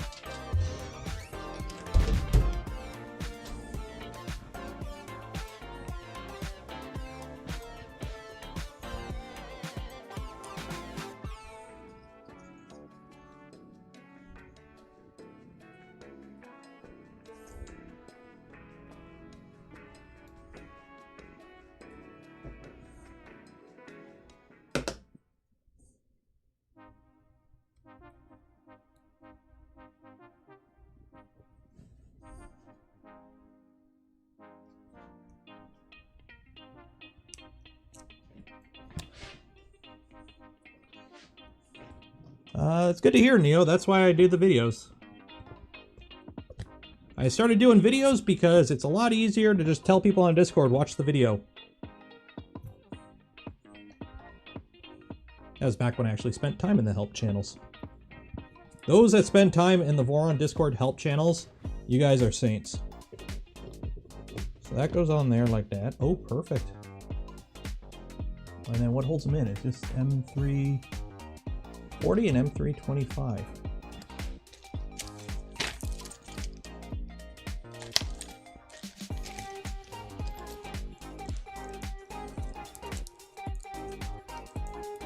And do a Q&A. I did do one kind of, well, I don't know, it didn't really turn into much of a Q&A, but I did do a stream last week for all Patreon members and YouTube members, and that was kind of a Q&A. So I'm going to try and do more of those in the future, maybe one a month if I can.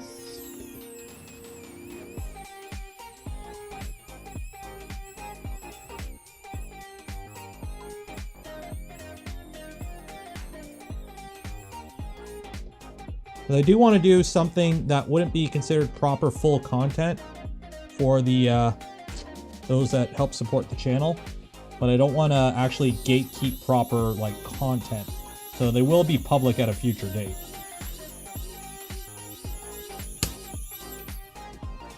There we go. Ooh. We have a door, but nothing holds it closed. Aha. That's what these little doodads are for.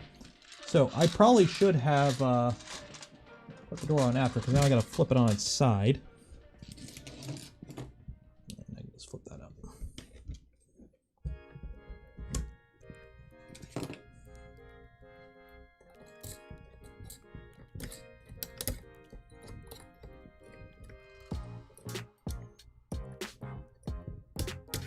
There we go. So you got these little doodads that you put magnets into and screw them down. So I need some magnets now. I had a baggie of magnets. Aha. Another screw sorting video. Ah, maybe. I have content planned. I do? I totally didn't realize like halfway through today through the day today that I needed to stream. That totally did not happen.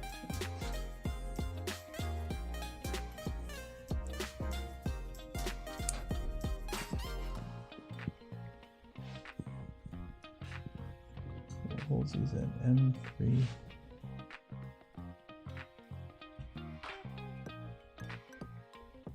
And 3/8.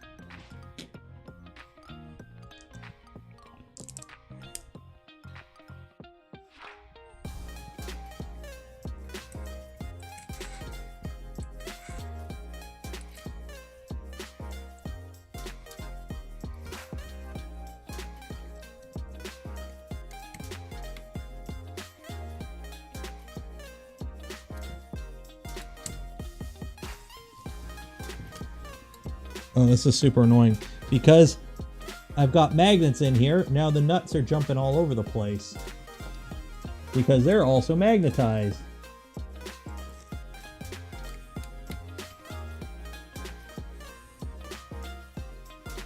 Oh, this is super annoying. Get in your hole. Oh my God.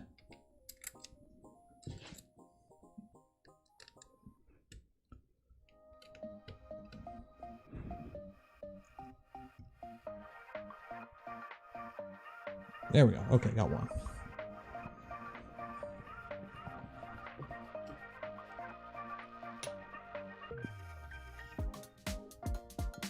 For those that don't have access, yeah, you could use drag chain for the fancy like wire retainer that I kind of used.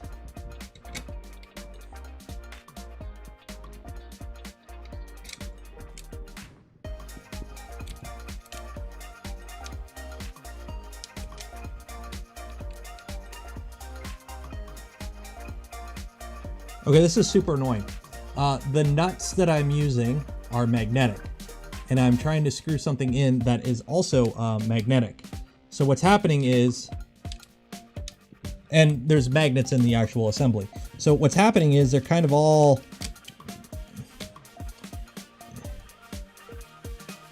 it's kind of just, oh, there we go. Okay.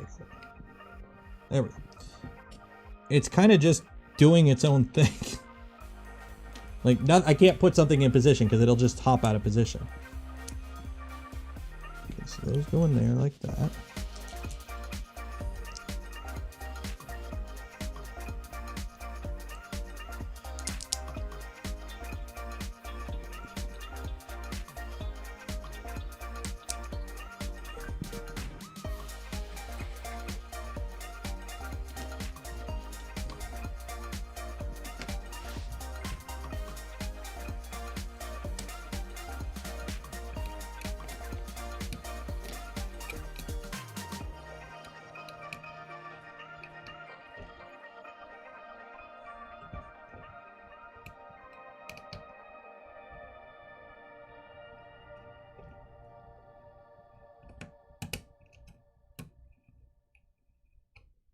There we go. Okay. So now I got to put these in position. Line up with that. There we go. There we go. Put that back up. Take these down.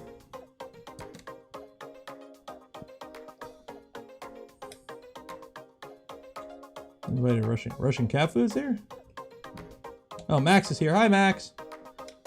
Oh, by the way, because somebody, I think ABS, PLA, whatever, I got to reprint everything for Toasty. The CF nylon is failing, and my belt tension is not remaining, and my bolts are getting loose. So, don't print your Vorons in CF nylon, guys, because now I got to reprint it. So, I'm going to try. I got a spool of, ooh, where is it? I got some carbon fiber polycarbonate, I think I'm gonna try. Yeah, I got some CF nylon or CF polycarbonate I'm gonna try next. So, oh well. So how this is gonna work, yeah, the way the design originally has it here is you put the magnets in the handle and then you VHB everything to the door. Well, these panels have holes pre-drilled in them for the magnets.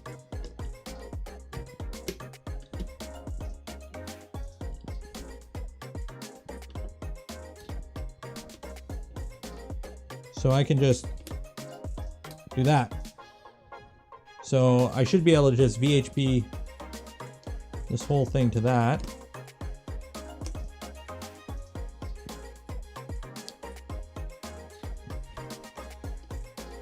That won't stay still because those holes aren't all the way through.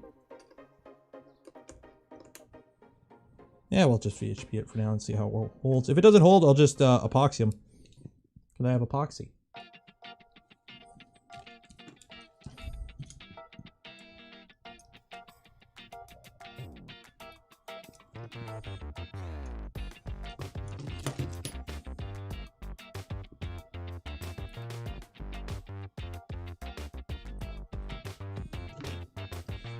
Yep, follow the recommendations. They're kind of there for a reason. Do I have super glue in the kit? I do have super glue in the kit.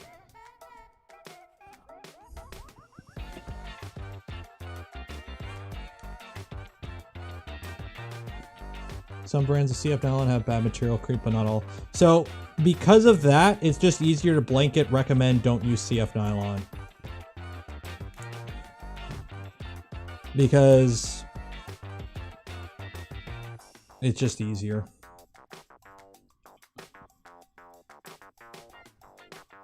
Yeah, the Prusament CF nylon. The problem is Prusament is expensive here in Canada.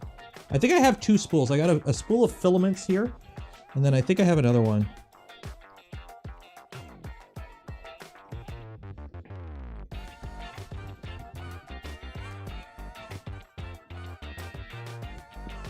Well, I gotta get to the printing part, Super Smash. I'm putting together a hat. Well, I'm gonna be putting together the hat next. There we go.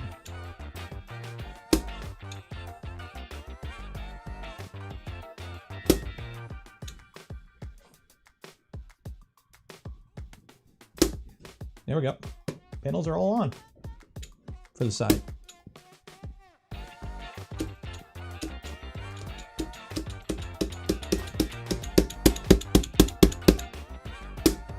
There we go. Okay, hat time.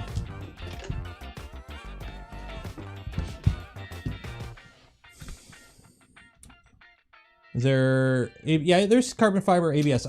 Filament Frenzy is going to be doing a build using carbon fiber ABS, I believe. Let me see, I got one spool of here. What is this?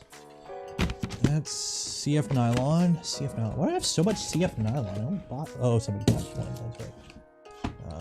Wood fill.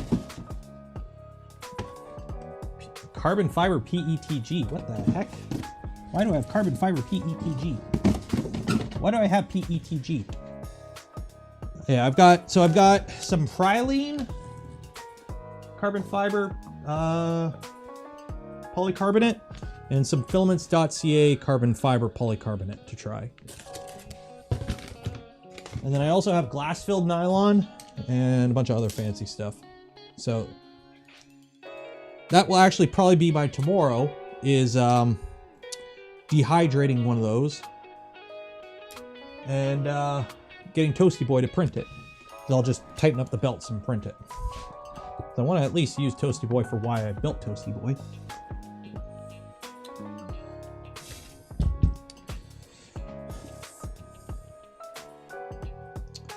Kids, plug your ears.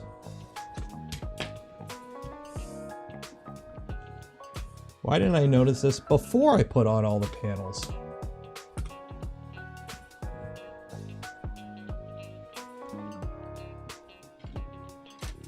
Do you see the one wire that's not connected? Oh, two of them. Crud. Good thing I put a door on this. Open the door. Actually, no. Do this way. Yeah. Hang the door over the edge.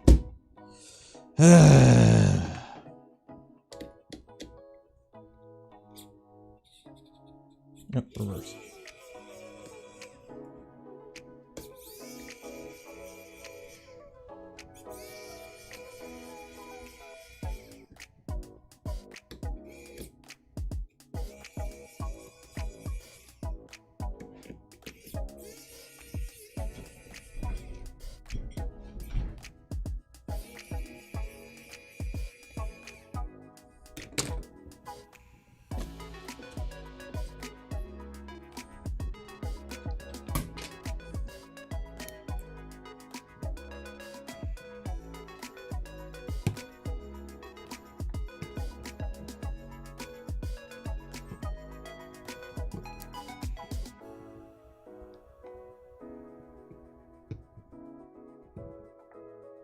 There we go.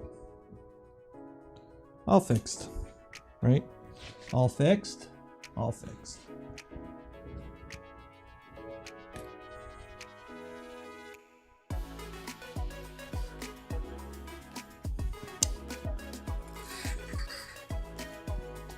IR genius.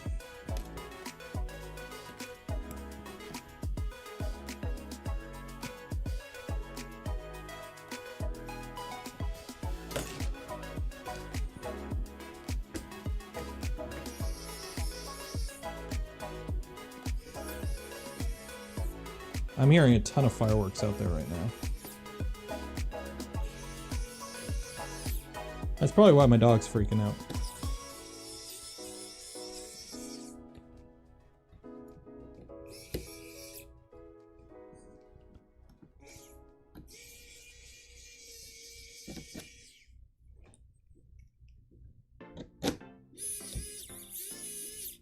There we go. Okay, fixed.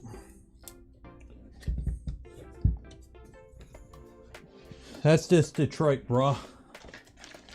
Bruh. You don't know, man. Okay. How do we put together the hat for this thing? Okay, well, I was lucky. I did the one that prints all in one piece. So put the bottom panel in, put all these heat sets in. I'm gonna need to make a lot of heat sets. Yeah. Heat set time.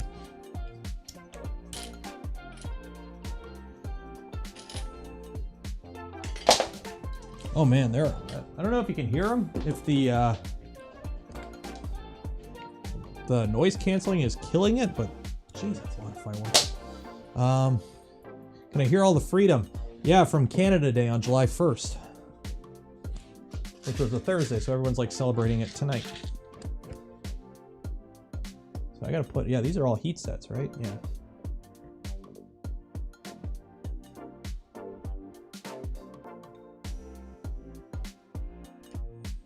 That's a lot of heat sets.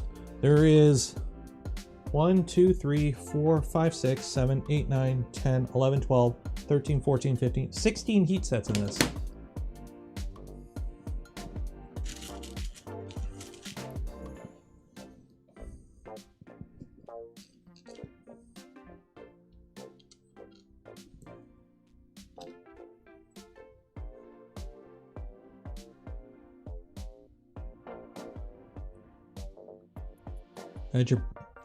Did you just spell poutine with a G on the end, Jimmy McCool? Seriously.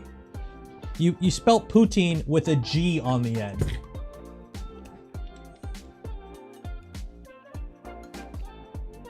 Jimmy, that isn't very McCool. Like, straight up, man. Straight up.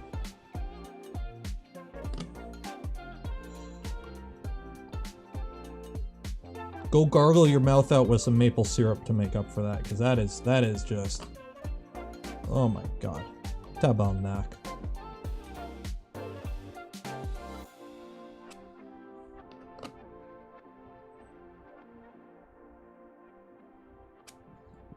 Tabarnak.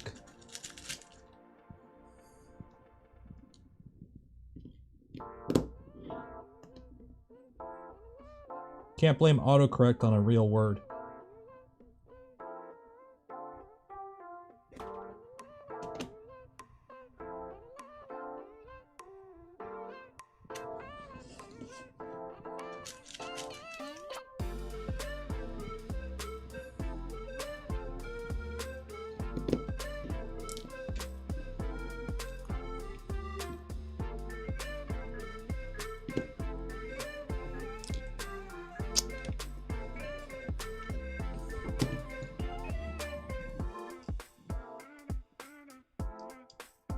Go to the overhead cam for these.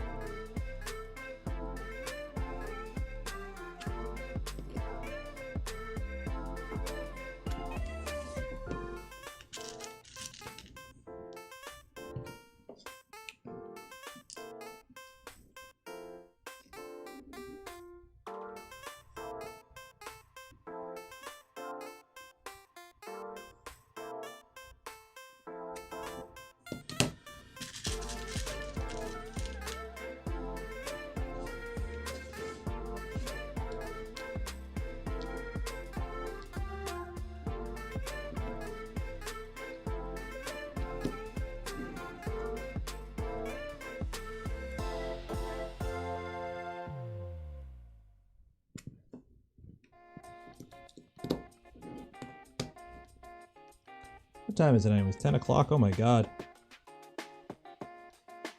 It's a good thing we didn't try to do this during the 24-hour or the 10-hour stream there.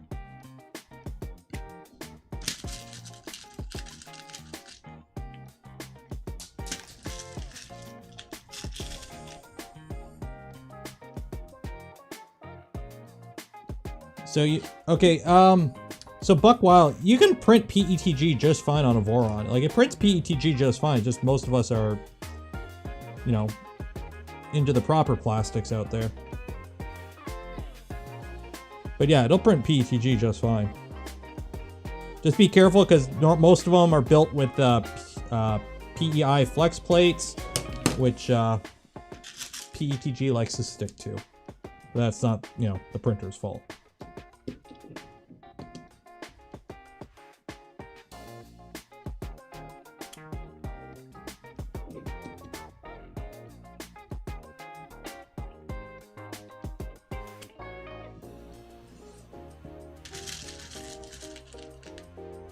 But yeah, don't use PLA or PTG to build your Voron, though.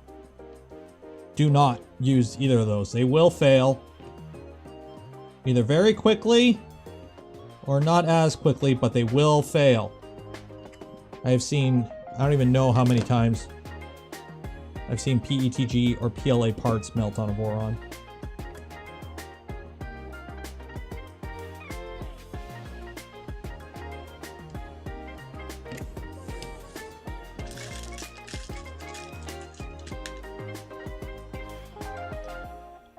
Okay, so the top panels are designed to be 2 millimeters, I believe.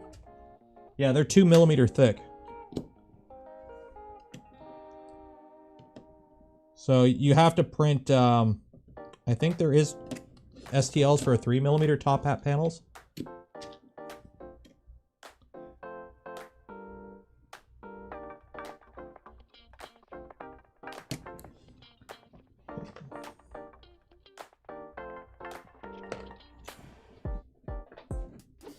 Go. Plug that, put that there, put the iron on the granite.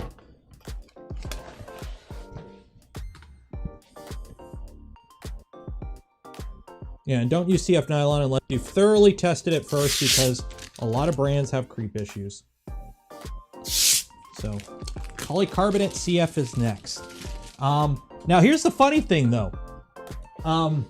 There's a probe test, right? My bed, this front part is CF nylon, okay? That's the part the spring is on and how the bed is positioned. Now, the funny part is I can do a probe test to tell me how much my front needs to be adjusted. I've never had to adjust my front, but I'm running into issues where my belts are getting loose, and these screws up top that attach the XY joints are also getting loose. So I'm having issues with certain parts and not other parts. So, yeah.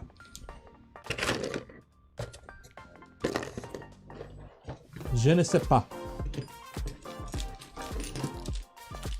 So I'm hoping I can just like reprint some gantry stuff and be good. Like the motor mount should be okay, I think. I'm hoping. I really don't want to reprint the whole bloody thing.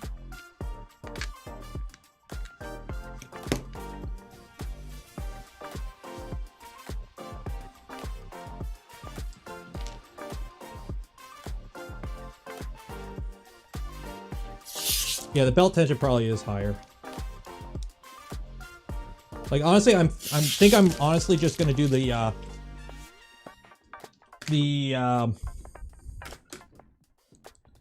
maybe the XY joints and definitely the front idlers, or maybe just the XY joints as well. I don't want to reprint the whole bloody printer. Remy Gagne, your French sounds really good. Merci beaucoup.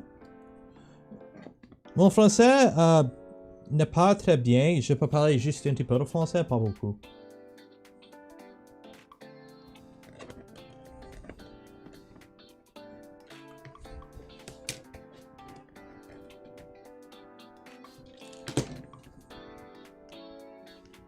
I used to go to a French school until grade 6.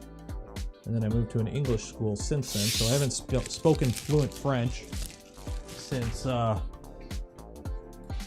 grade 6, however old you are in grade 6. So, fortunately, because I live in Southern Ontario and there's really not a lot of Frenchies around me, I've lost most of it. But I can read it pretty good. And I can understand it pretty good. It's just, I don't use it enough to remember what all the words are. So I have to sit there and be like, what is that word? Your French sounds French. That's the problem too with the school system. Oh, you got to learn French. We're going to teach you French. Yeah, but they speak Quebecois. No, we're going to teach them French.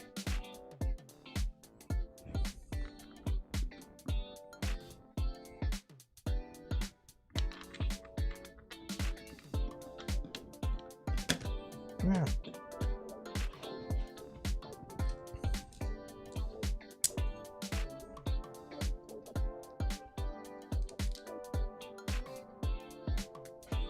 Golden Jaguar, hello there.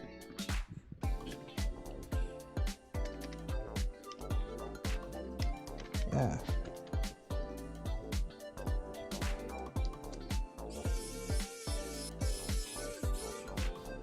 Am I supposed to be using M38s here? Yeah, M38s.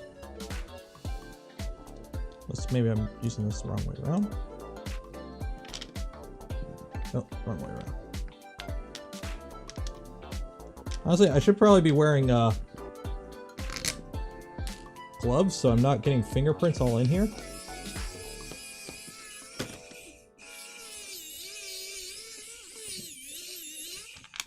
It says M38, why aren't you working?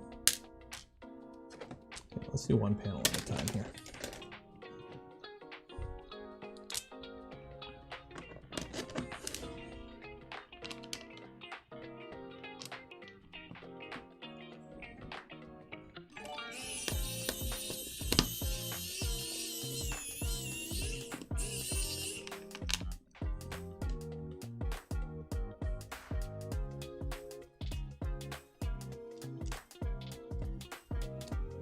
KB3D, $10. Thank you, appreciate it.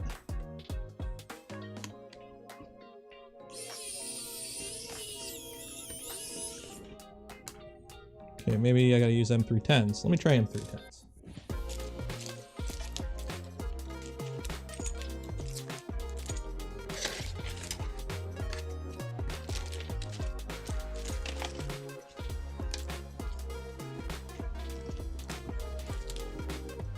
It is the screwdriver I'm using is a WOW stick.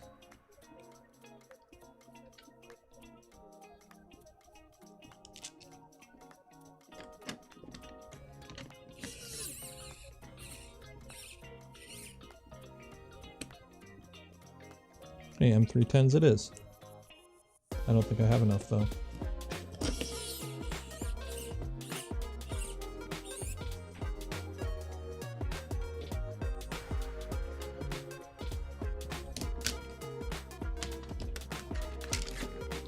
I had to use M310s for my top hat. Okay, so yeah, maybe it's just called out wrong in the manual.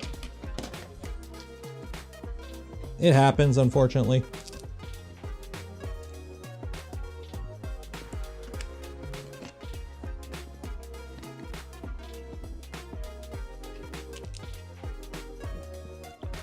Or I use the wrong pieces.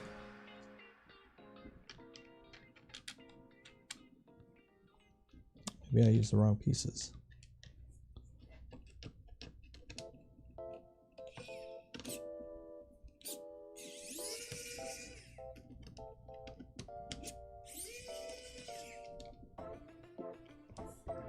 Let me try something here, because I just realized these are same pieces, or different pieces.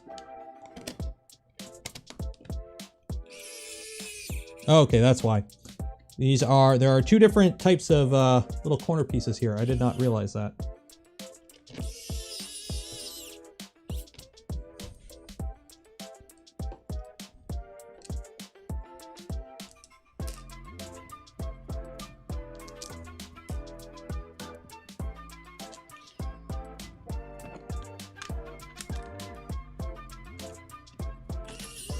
Yeah, there we go. So M38s do work. You just gotta use the right pieces.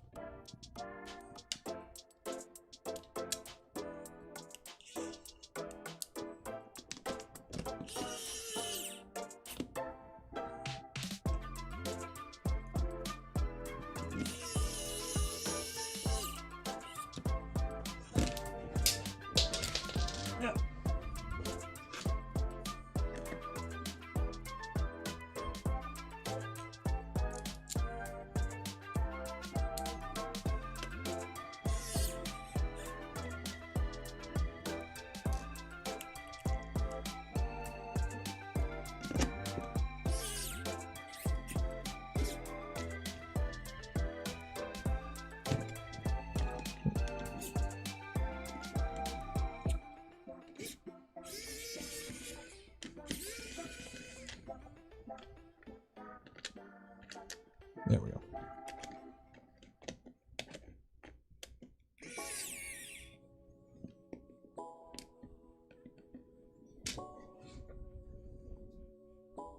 Oh, no, I did have it the right way. Shoot.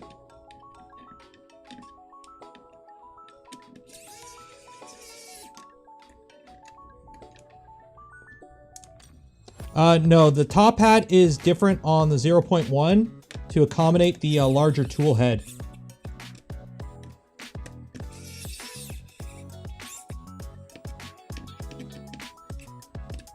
Because the tool head's larger on this one.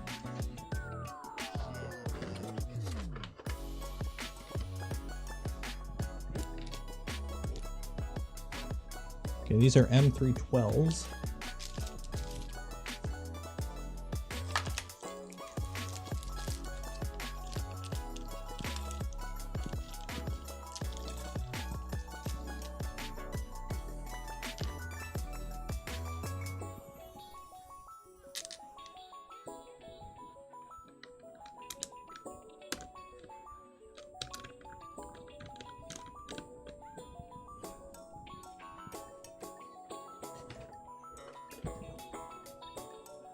Did I lose my WoW stick already? I just had it. No.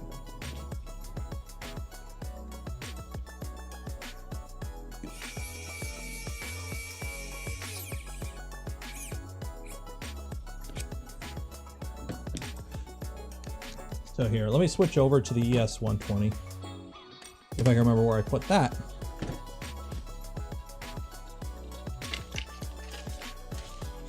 Is it behind the printer again? Nope. Oh, it's over here. So just to compare, I'm going to switch over to the ES126 so you can hear it run. It's much quieter.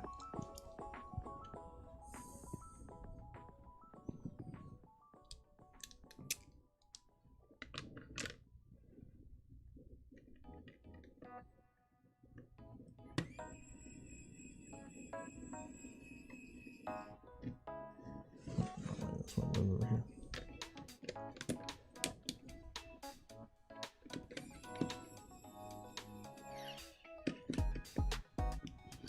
And it's got more torque.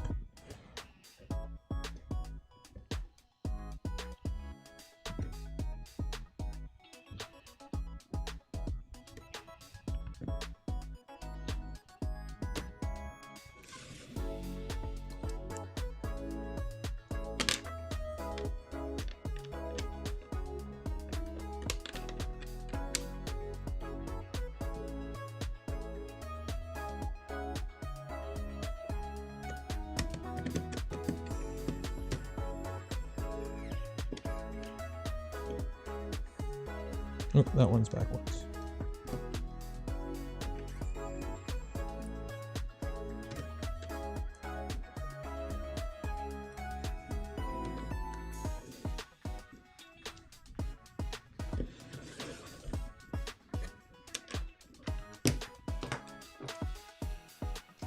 How often do I look for my glasses when I'm wearing them? I normally actually don't wear my glasses at home too much. I wear them down here because I'm working on stuff and I've had springs almost fly into my eyes before. So, safety first and all that. Oh, I forgot a heat set. Shoot. There's always one.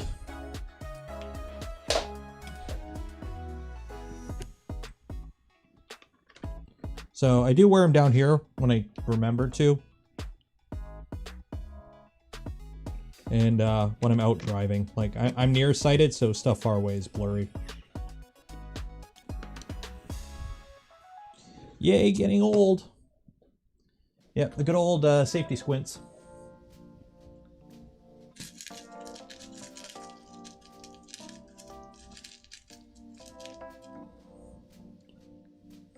I always forget a heat set. It wouldn't be a stream if I didn't forget heat set at some point.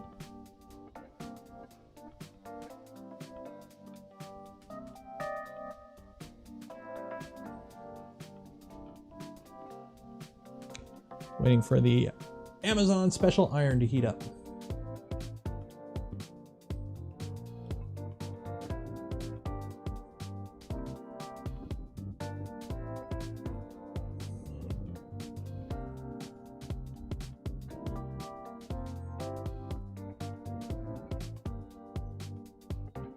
Melty, melty, melty, melt.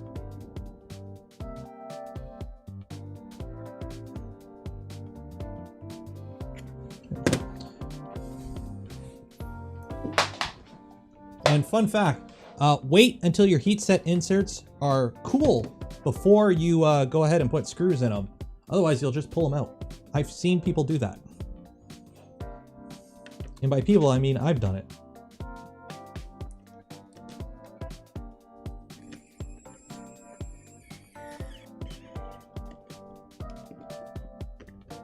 Okay, there we go. Top hat done. So now I got these little 4 corner pieces. What do I do with these guys? M312. Oh, those attached there. Okay.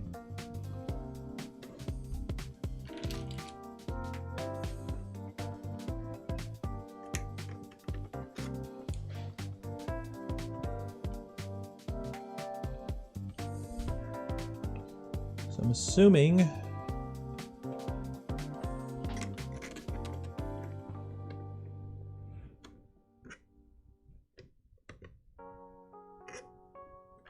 how the heck do those go? Wait a minute. Why look at that when I can just reference the CAD?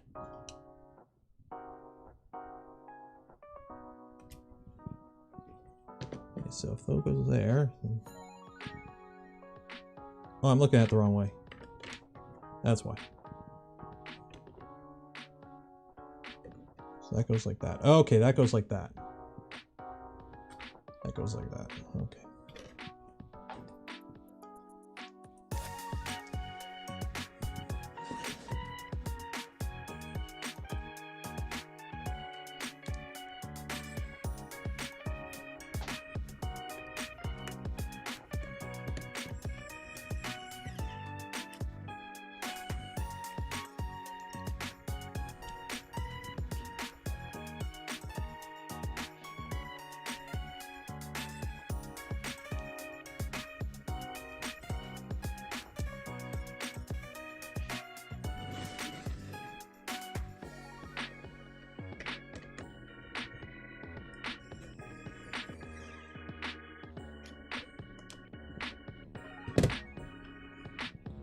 Yep, banana for scale. Oh.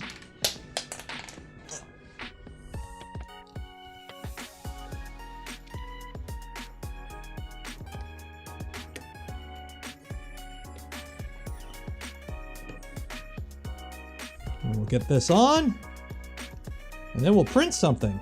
And I'll go grab a drink.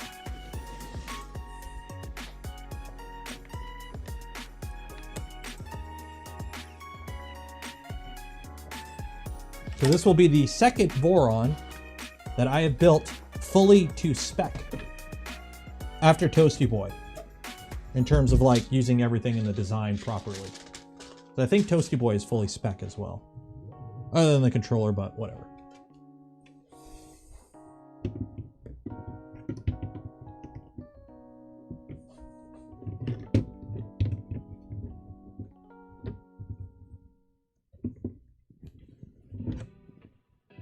So there are screws.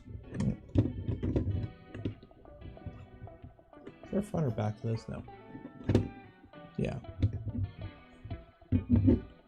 So there are screws that you could put in to lock this down, but I am not going to use those because I want the hat easily removable. Put it in your hole. There we go. And there's some pegs that it friction locks onto. Oh, I got it on backwards, that's why. Yeah. There's a little notch on the one corner for the screw.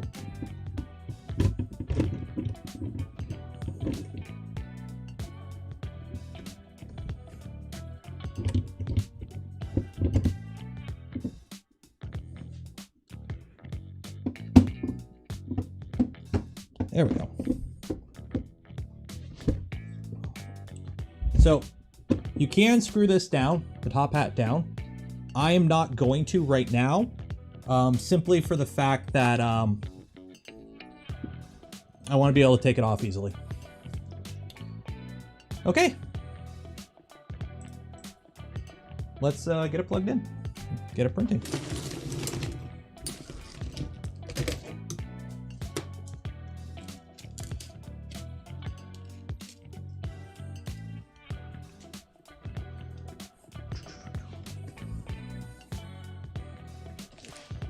I need power.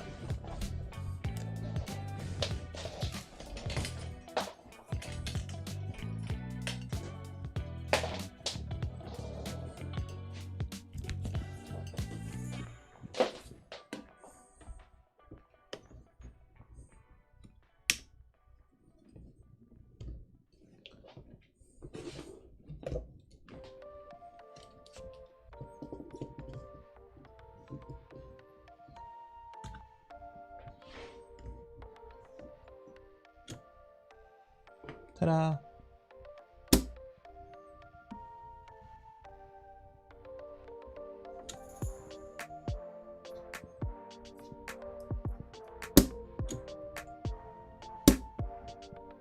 That's enough room to get in there. So I want the hat to come off because it's like filament changes.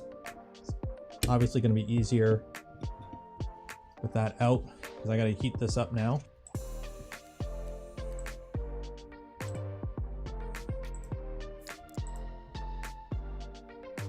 To take out the little bit of filament in there and feed in some ABS.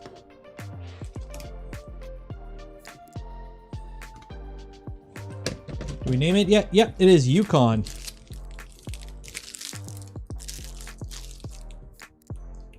I will do resonance. I gotta do resonance on that and all that. Maybe next week we'll do clipper on it, or we'll do the pressure advanced tuning, and we'll do some speed prints to see. Because we'll do dumb speed benchies or something next week after we get pressure advanced tuned on it. Connect. It doesn't want to connect. Sometimes I gotta turn that off. Did I weigh it? It was 4.2 kilograms before putting all the panels on. So 5 kilograms. We'll say 5 kilograms. 2.2 pounds. It's 12 pounds. Or 13 pounds. 13 pounds, maybe 14 pounds. We'll see.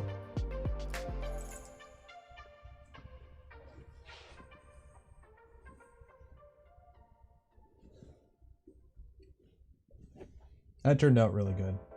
I'm happy with how well that turned out. Now, if I can just get it to connect to my home network, which is being a butt right now. Yes, I know you can see it. I know you're trying to load. Just load. There we go. There we go. Hot end. 240. Let's find some ABS. Do we want... You know what? Let's do some KVP. I don't print enough KVP. I only have a few spools of it. Let's feed it some KVP.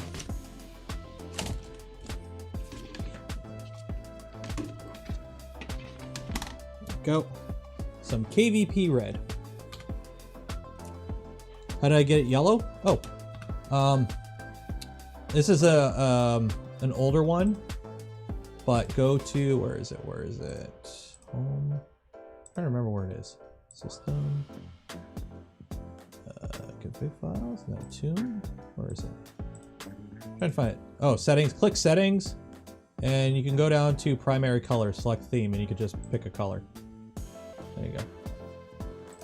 So this one's yellow because it's Yukon. It's gold. Let me actually rename it.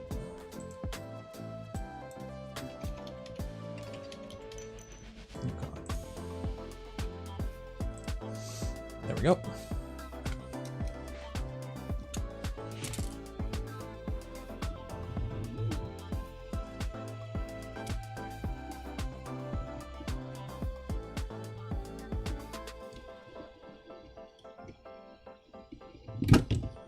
There we go.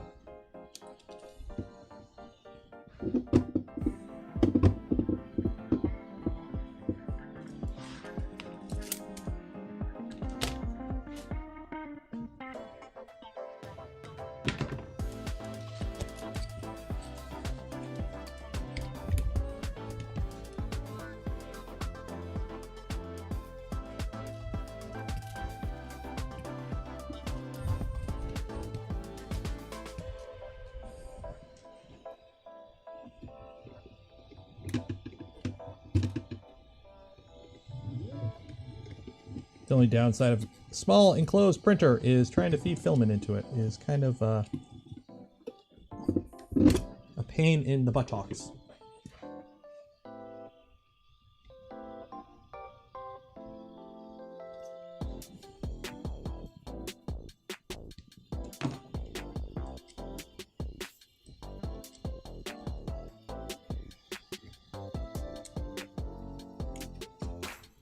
Why don't you go in?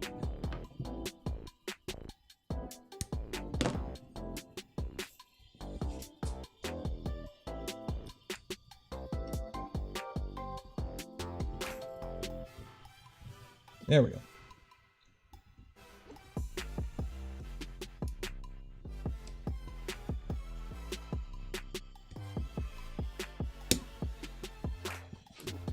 Okay, extrude 50 millimeters. There we go.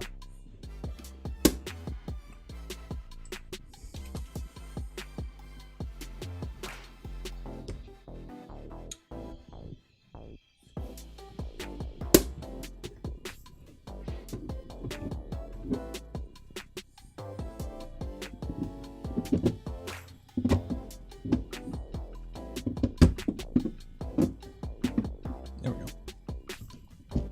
Okay.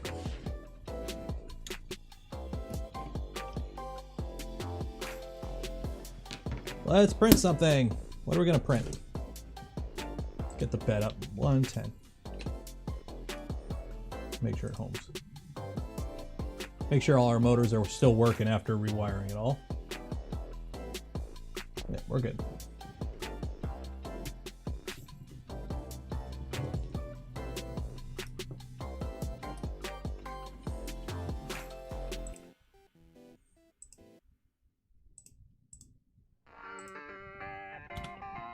Okay, V0. So this is V0.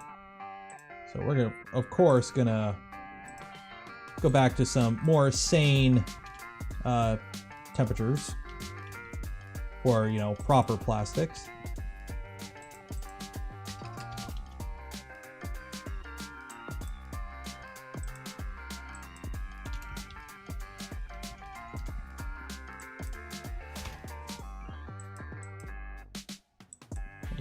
Fan. No fan first 4 layers. Max fan at layer 6 to ramp up to it. Enable fan if below 0. Blah blah blah. Max fan 20%. Layer time goal 15 because it is ABS. Minimum print speed 15 millimeters a second. Speeds and feeds. There's good. Perimeters and shells. Yeah, 2. Whatever. That's fine. That's fine.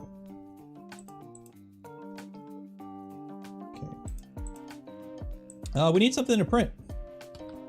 What? We need something to print. Let's find something to print.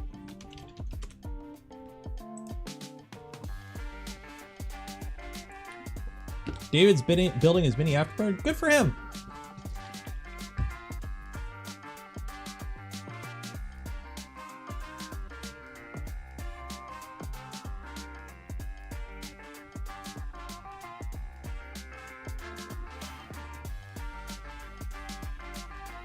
Ghost Benchy.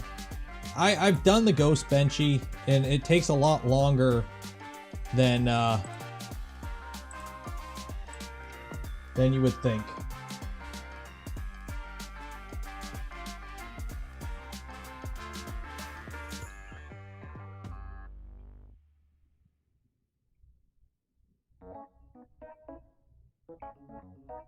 Well, I've got red loaded in. Oh, you know what? You know what? I think I know what I'm gonna print. Here we go.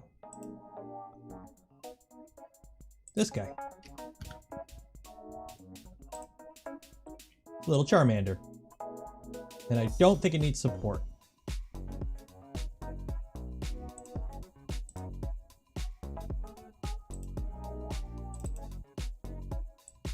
He fills up this print volume quite well.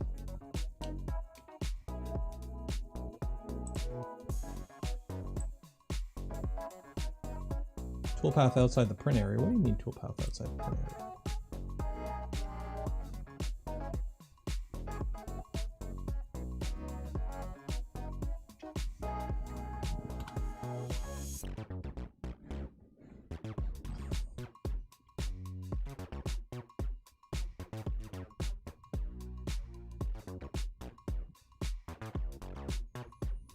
There we go. So that's a 2-hour print. So I'll let it print past the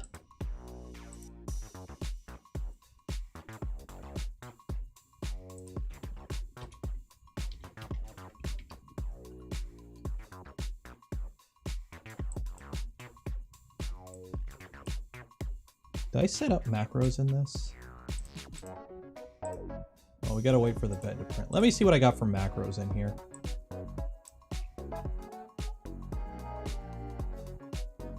Yeah, I don't have print pause. Oh, print in. I do got a print in macro. Okay, so did it move to the back? It did move to the back, yeah. So let me steal a good print start macro then. Where is V226? Can you watch me crimp wires while it prints? No. Come on, V226, load.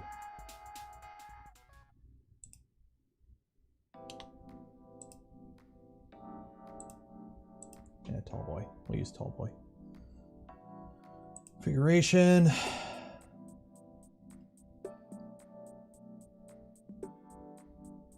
Deep fried heroin is here. Sounds like a good time.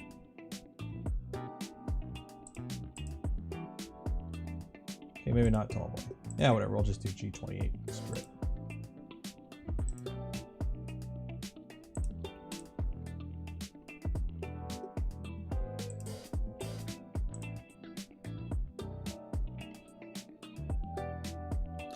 Mini supports on the hand. I don't think so.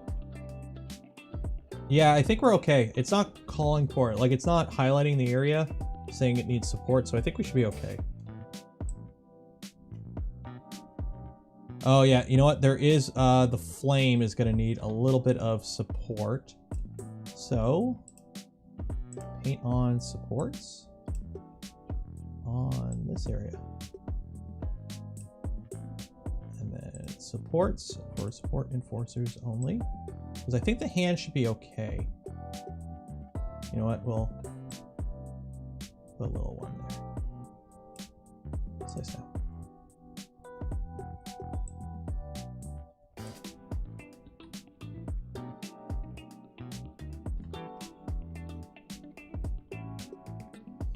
You can print parts for your next printer annex. I will never build an annex printer.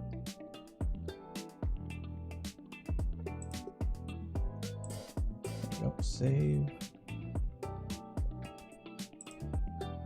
Nope, why did I put that camera up? And not that. Don't open that on screen. That goes on the other screen. There we go. Who's pinging me on Discord?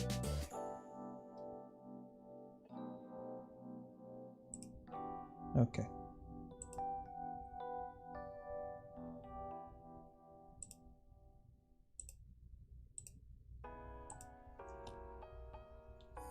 TFH, thank you for coming a member. So right now we're just waiting on everything to heat up. Yeah, my home Wi-Fi is being cruddy right now. So of course I love uploading prints at like 20 kilobits a second.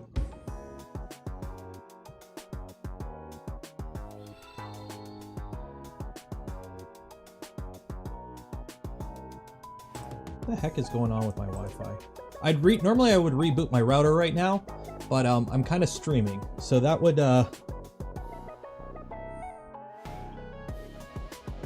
kind of ruin the point of streaming if I am not online.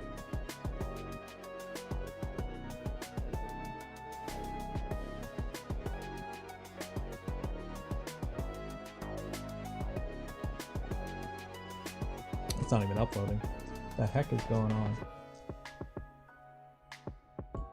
Do I have an extra Ethernet? No, I don't have an extra Ethernet cable. I can't even get at the Raspberry Pi if I needed to. Here, maybe if I turn it around so that the Raspberry Pi is facing directly at the router instead of having to go through the printer, if that would help.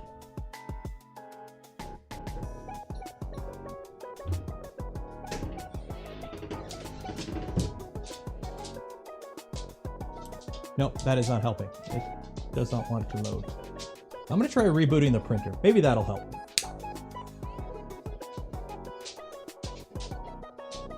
Prusa Slicer has print on supports too.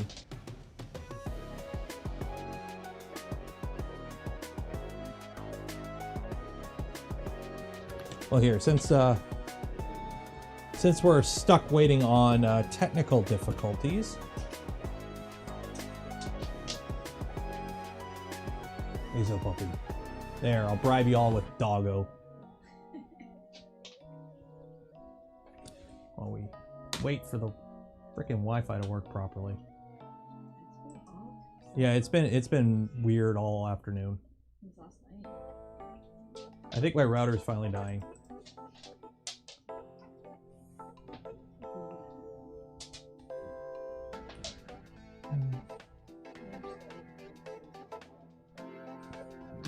Hmm? Oh, yeah. Yeah, see? I don't know what it is. I think my router's finally dying at home. Because, I don't think you guys want to wait for that to upload for like an hour. We'll give it a couple minutes, see if it decides to unscrew itself. There's Raspberry Pis on that side. Here, let's move the filament out of the way. Direct line through an ABS panel. Go! Go, Wi-Fi. Go, Wi-Fi. No, 6 kilobits. What the heck is going on here? What the heck is... Use the USB. You can't use USB with Clipper. Wi-Fi only. I'm tempted to go restart my router. You know what? I'm gonna go quickly restart my router. Hopefully I don't drop y'all. No, I don't have a spare Ethernet because my Ethernet, I run it like I have one wire that runs like through the ceiling for the computer to the router. So I'm gonna go reboot my router. Give me a minute. Hopefully I don't drop you guys.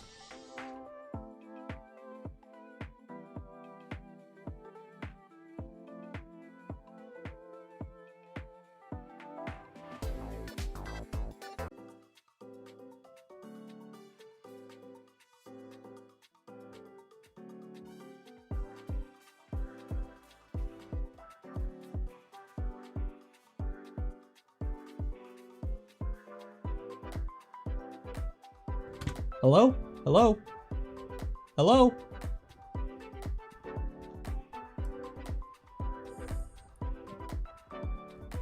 No sound. Hello? Hello? There we go. Hello? We're back. Okay. It's now going okay. It's still kind of funky. I think I need a new router finally.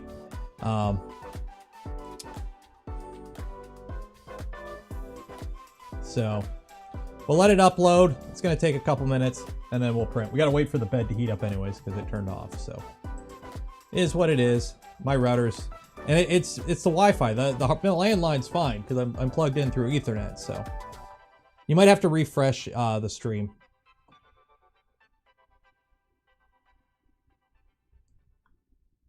No, everything's dynamic IP. I had to go through and do all that. It's an old Asus router. It's like 5 years old now. It's got 4 antennas. I don't know.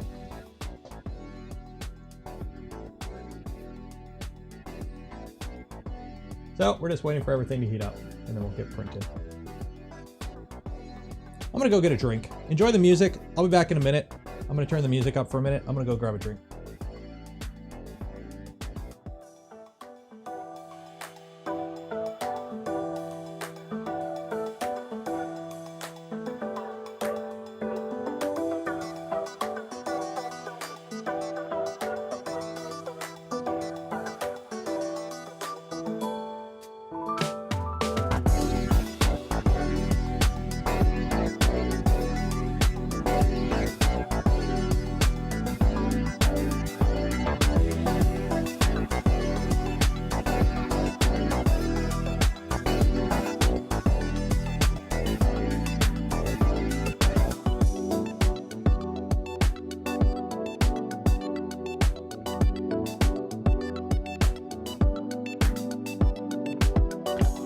Okay, you know times are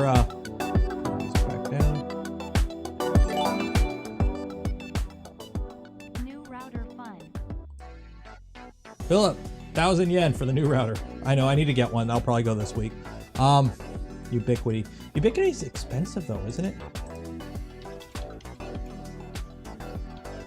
Router.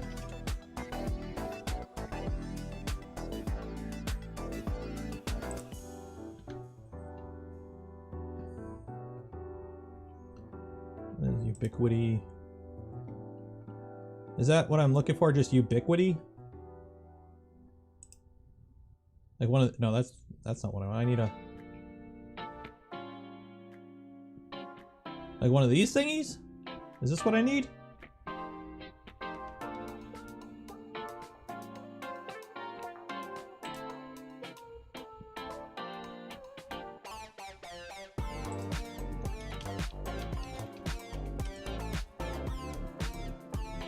ACAP. AC Pro.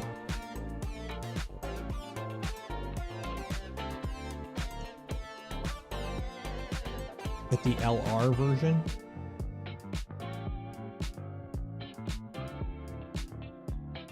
Do Radio Pro.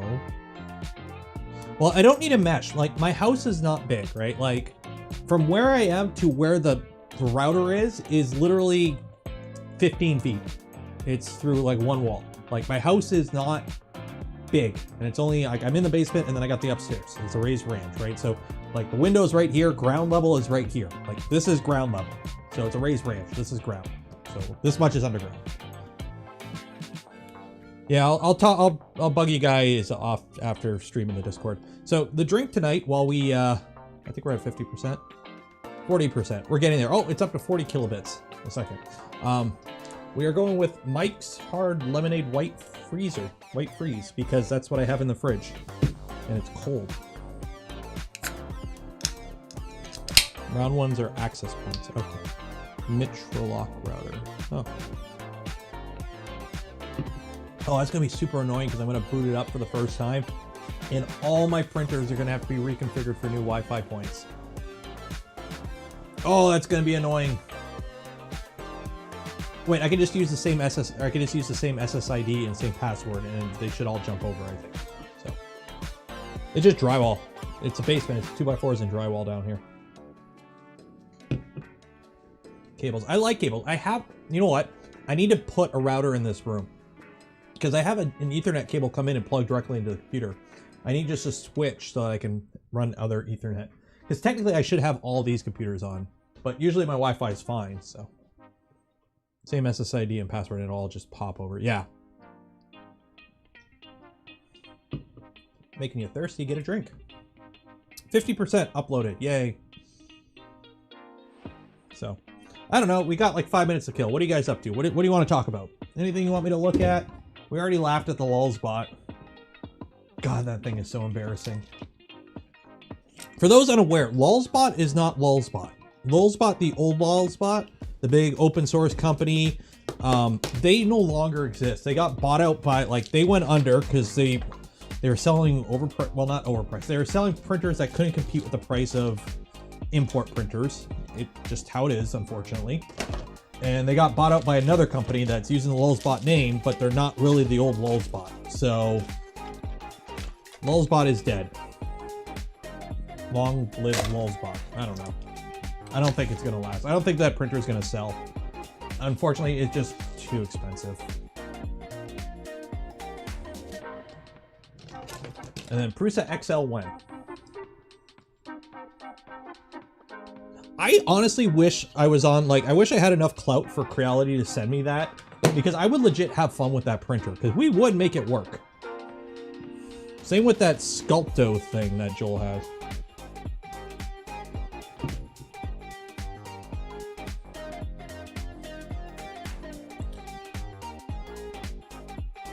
Okay, so yes, you can have Fluid and Octoprint installed at the same time.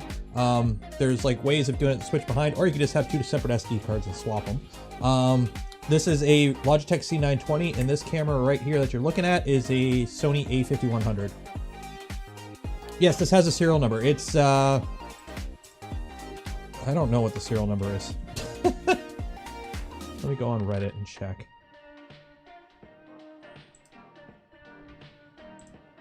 No, not mod. I don't need to go to mod mail. Oh,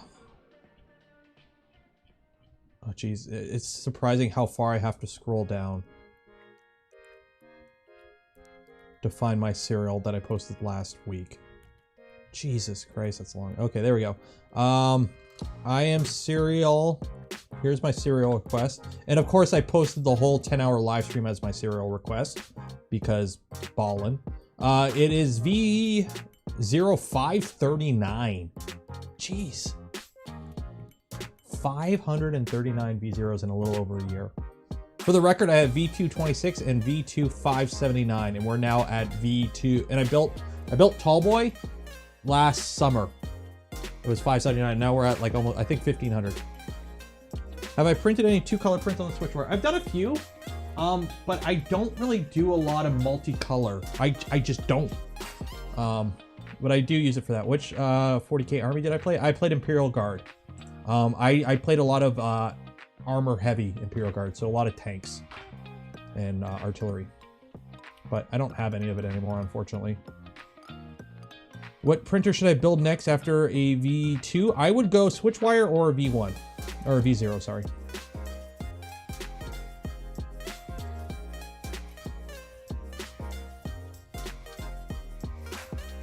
V2 1617.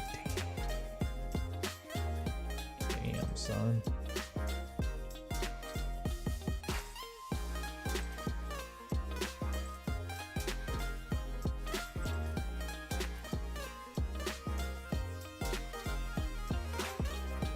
Yeah, you can repost a question if I didn't see it.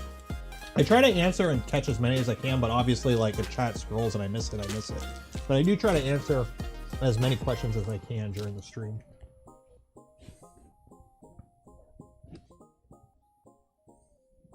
Well, I'm actually wondering how warm it is inside that chamber. I wish I had a chamber, something to check the chamber temp. Build a rail core. Honestly, I like the rail core.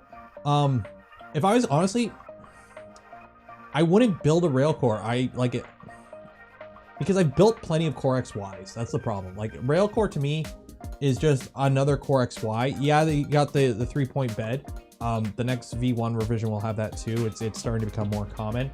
I don't think it would be different enough for me to warrant building it, I think. Yeah. Like, honestly, in my opinion, the most practical railcore is probably the Daedalus because it's a commercial one. And it's like, that machine, the way it's designed is meant to have machine parts. And at that point, you might as well just buy it. I don't know. So, just so you guys know, right now, it's been heating up to 110 for like, I don't know, 15 minutes. It's holding about 40C and it's still going up. So, I don't know in an hour, but let's print.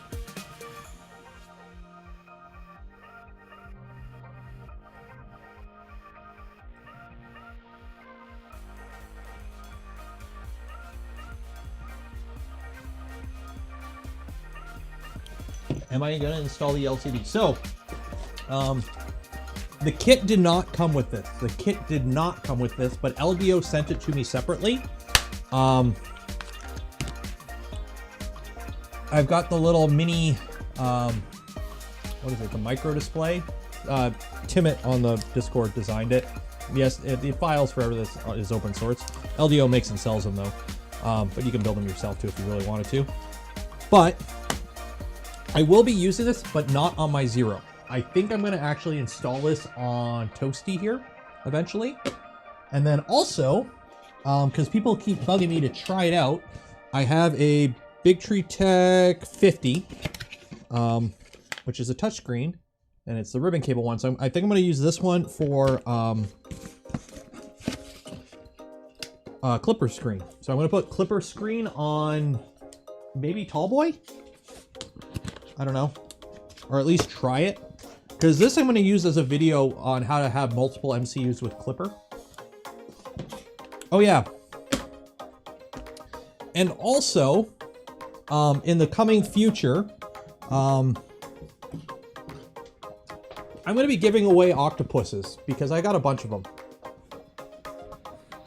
That will be in the future. Stay tuned.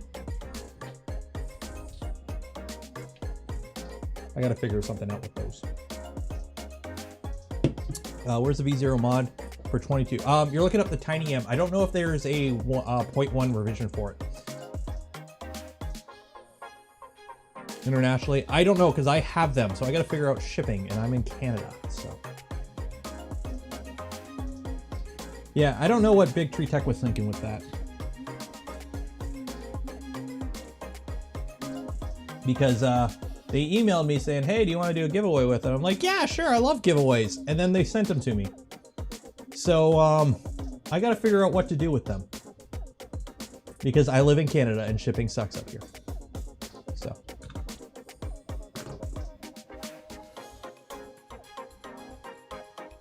Oh, see, we have a panel on it now, so now it's going to be all, you know, reflecting.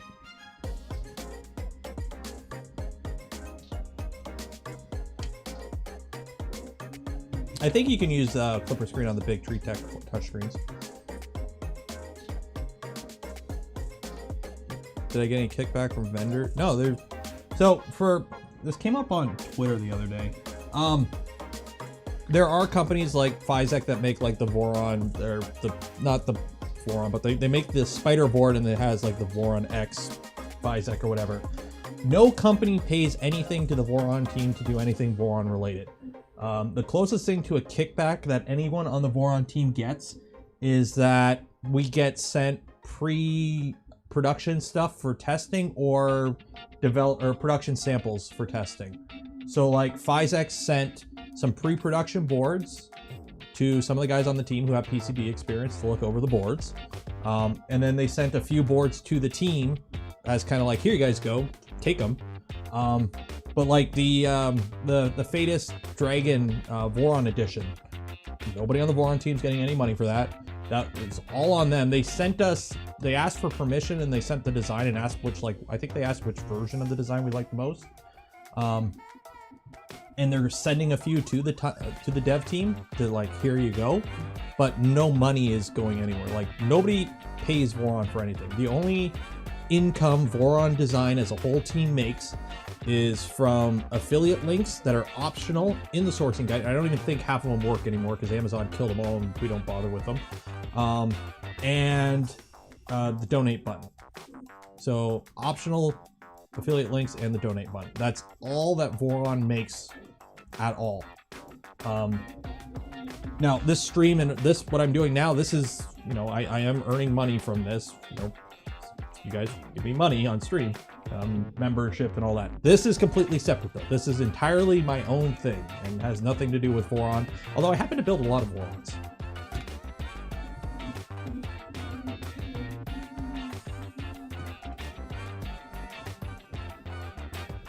I think the AliExpress links work, but getting your money from Ali is actually kind of a pain. There has to be a certain minimum and they charge a fee every time and it's, yeah.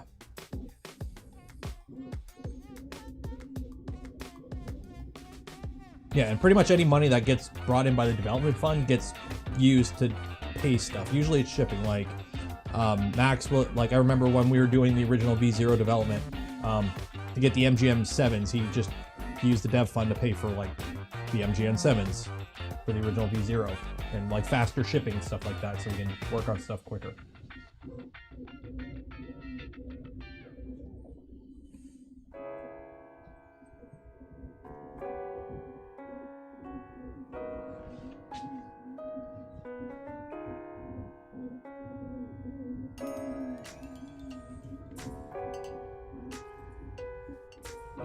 Yeah, I gotta figure out how to mount a camera in here.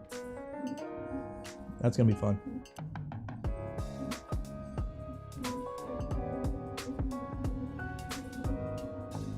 I'm not hearing any panel rattling,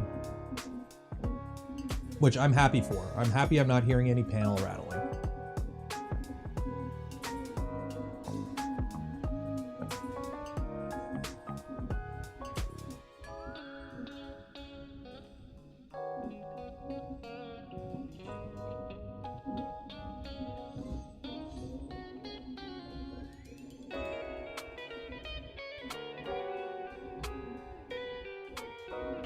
What flex bed? You can get, I think you can get the Wham Bams and like a few others now from check Digimaker, filaments.ca. There's a few different Canadian vendors. Sparta 3D has the LDO ones, I believe. I don't know if they have them in stock right now, but I do know they carry them.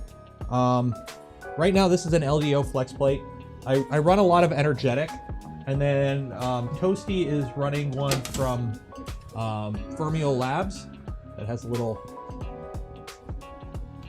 Voron logo cut into it with their Muller black PEI. I'm actually running that in V2.26, but I can't show you what's inside V2.26 right now.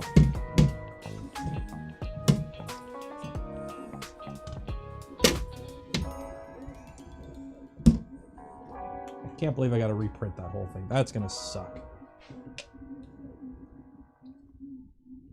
What's Z-Hop byte? I think 0.2 mil. I don't know if I set one on this printer yet. Lift set 0.4 mil. 2 layers.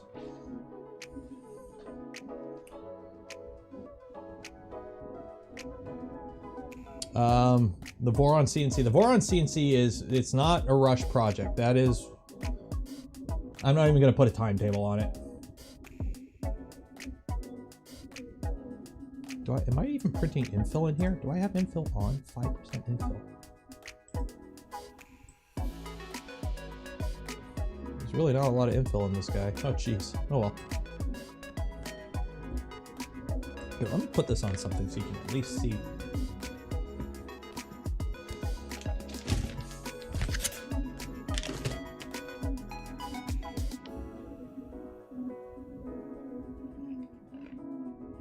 There we go.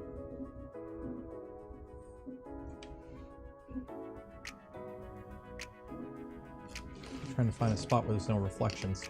I don't think that's going to happen. Oh well. Voron Delta? Nah.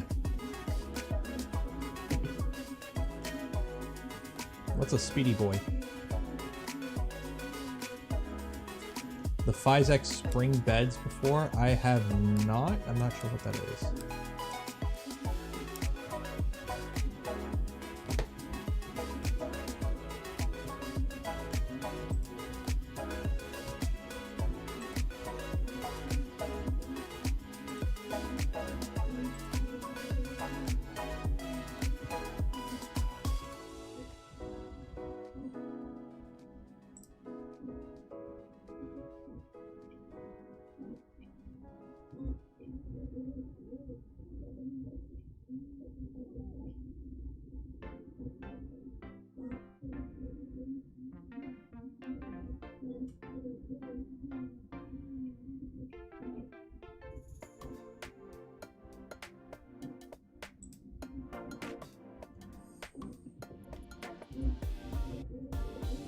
What brand is my hardware drawers? You mean like my toolbox? It's like a Waterloo, and it's like ancient.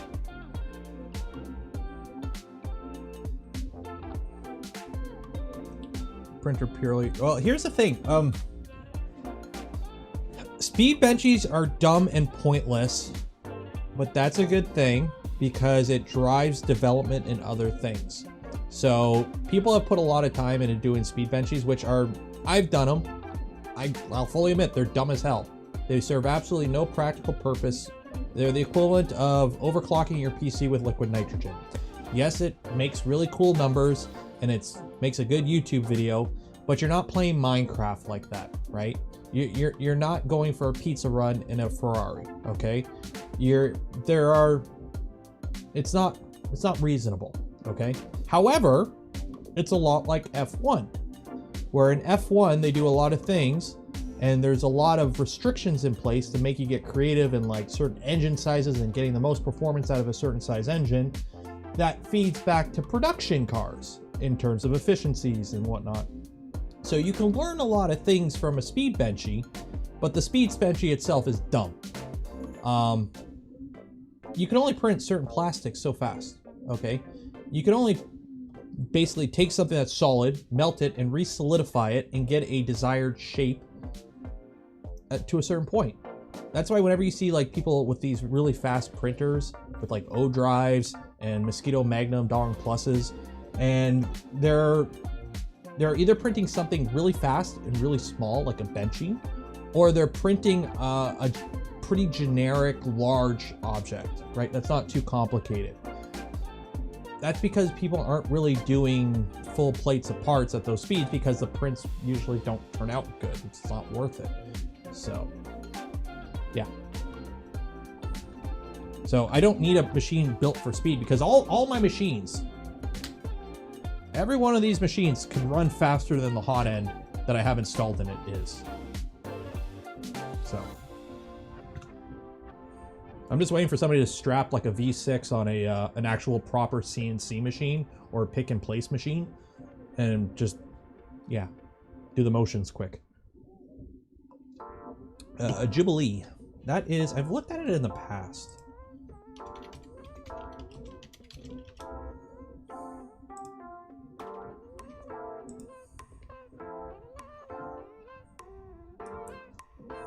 Yeah, I've seen the Jubilee. It's like a tool changer, I believe. But not really. It's another Quartz Y tool. Like I don't need tool. I build stuff for fun and what I like. So like this machine, I don't print multicolor, so it'd be honestly a waste on me. So like I build more like. I don't need half these printers, honestly. I build the Vorons because I'm involved with the Voron project, and that is my hobby. But, is that warping? No, that's stuck to the bed. It's just a big overhang. I would need a really good reason to go and build another printer from scratch. I would like to. It's just, it's hard to justify.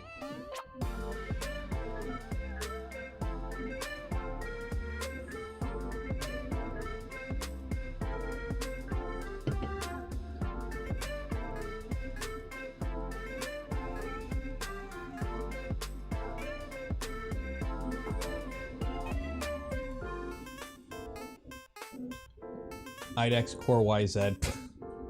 Honestly, I would like to turn something like I'm not going to do it with my Ender 3 because I'm already in the process of doing something with that. But I would like to take a standard like Cartesian and do an IDEX just for fun.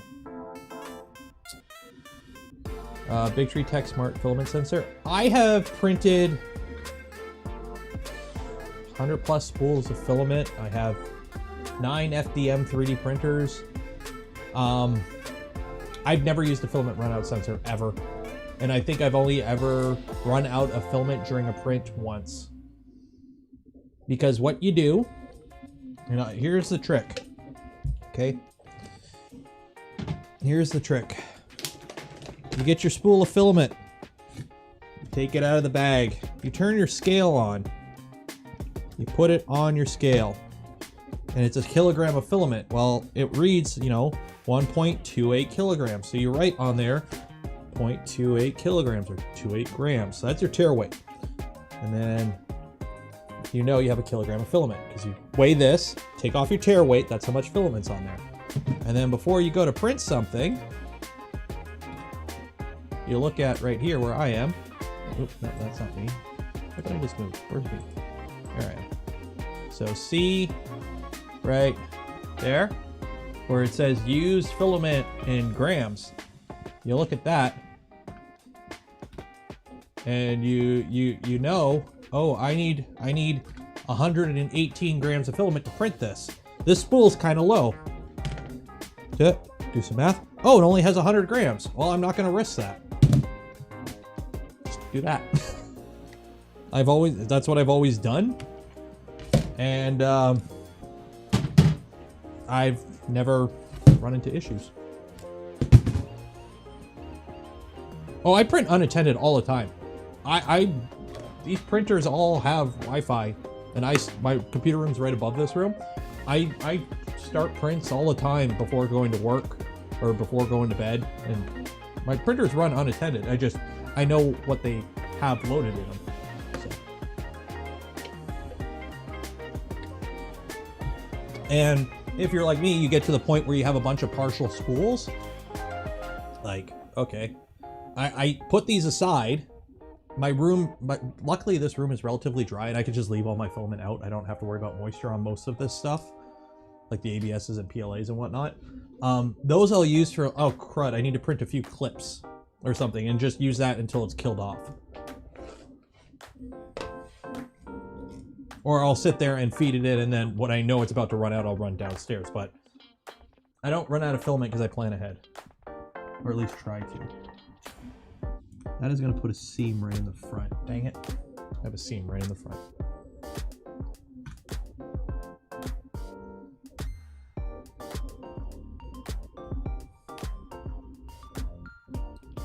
What do I do with the remaining, oh, the empty filament spools? I have a stack of them in another room that's as tall as the ceiling.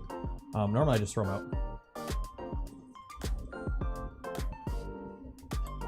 Like, I don't recycle them, I just chuck them. I keep a few of them around, like the eSun ABS Plus ones are good because they got the bolt in them.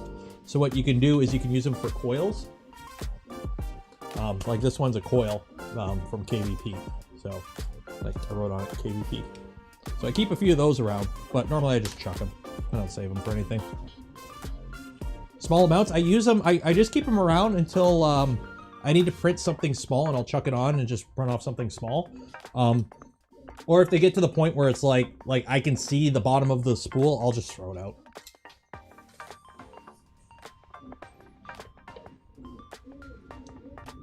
Cura has a ton of settings. Cura has a ton of settings that are hidden, whereas something like Super Slicer, you know, you can go to simple mode and you got very little, but you click expert mode and you can adjust a heck of a lot of stuff. Like speeds and feeds, like there's your speeds. There's all your speed settings in the Super Slicer. So.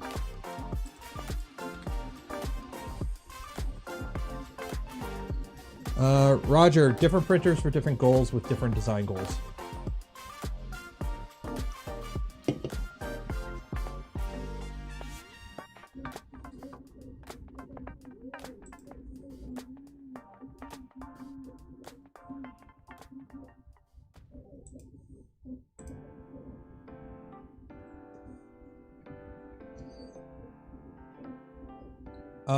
Enraged Rabbit is in the pipeline. So that will be in the future. I don't know exactly when, but it is in the pipeline.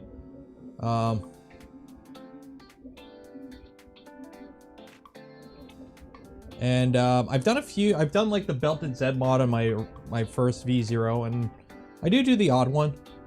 Yeah. Problem is I run most of my machines stock, so. Super Slicer is a fork of Prusa Slicer.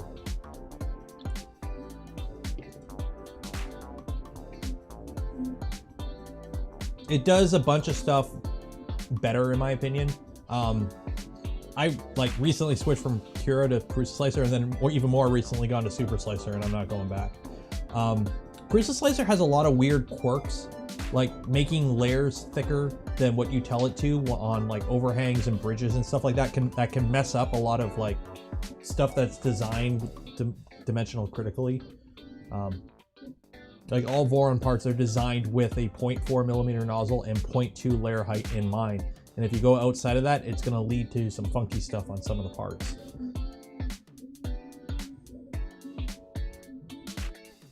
How can I fix moved out of range error on Clipper? The printer is trying to, okay, so Gregory, odds are you have something wrong in your configuration. Either your like start or end G code or a macro or something is telling the printer to try and move outside of what you've told it its bounds are. So if you look in your XYZ in your config, there's like a section for, you know, X min, Y min, you know, Z min, Z max. So something is trying to tell your printer to move outside of the bounds that you told it that's what the bounds are. So either it's most likely a macro, because I've done that before where I've copied like an end script macro from one printer to another and I forgot to change the dimensions.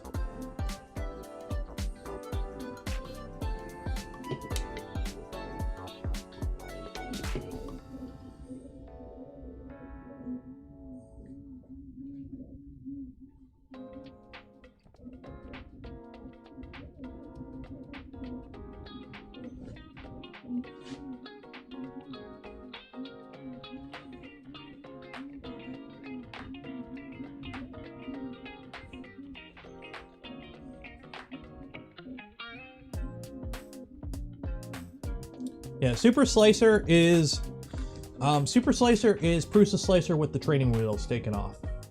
Put it that way. It's much more robust, and it's more meant for the person that can go in and adjust stuff.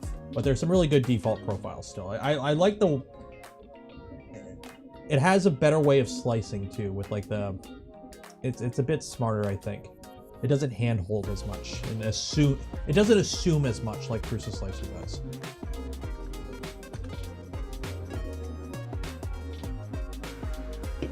A bit less reliable. It can be funky at times. It's one guy developing it, so usually wait on stable releases. Don't always try the newest release.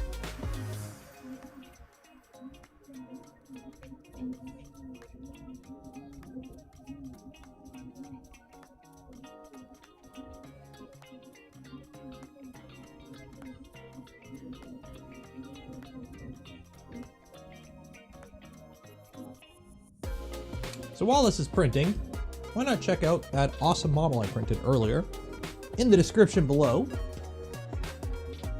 on Thangs, because they sponsor the show and they're always in the bottom corner. They're always watching. So if you need some things, go check out Thangs, because this guy that I printed on is almost as tall as the printer.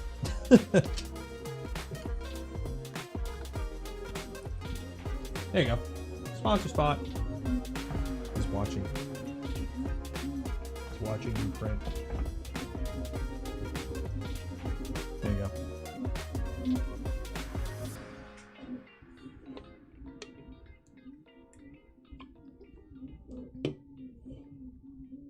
What are my thoughts on Simplify 3D? I've never used it. How tall is the demon? I don't know. It's the model scaled 150%. So it's two parts. There's a base and a top. I'll use my King's Thumb ruler. It is approximately 13 inches tall. Done as a single, no, it's two pieces, so there's the bottom and the top.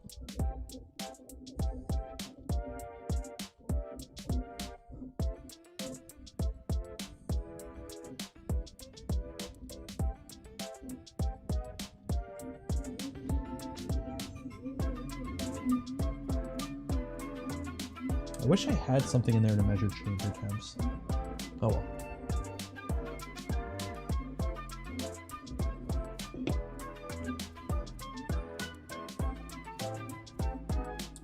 Somebody asking about the Dragonfly. This is running a Dragonfly. So the supported tool heads for the Voron are the Mosquito Magnum, or the Mosquito Magnum, the V6, and then all the V6 groove mount derivatives. The Dragon and the Dragonfly. Am I rebranding my channel? Yeah, it's going to be changed to just Nero 3D instead of 3DP. If you watched my latest video talking about the octopus and watched the outro, I got some new music.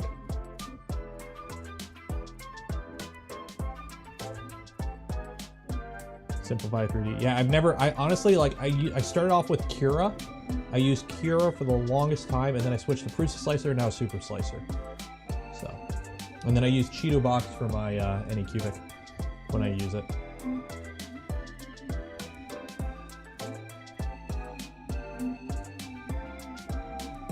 Can you use the Dragon toolhead parts with the Dragonfly? Most of the printers have separate parts for the Dragon and Dragonfly, but the actual mount is the same. It just rotated 45 degrees. And I believe you can rotate the heat block, so they're pretty much compatible.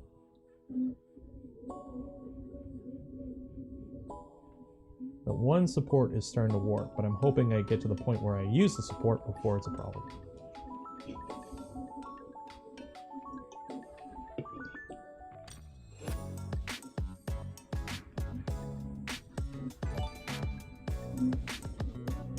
Cheers.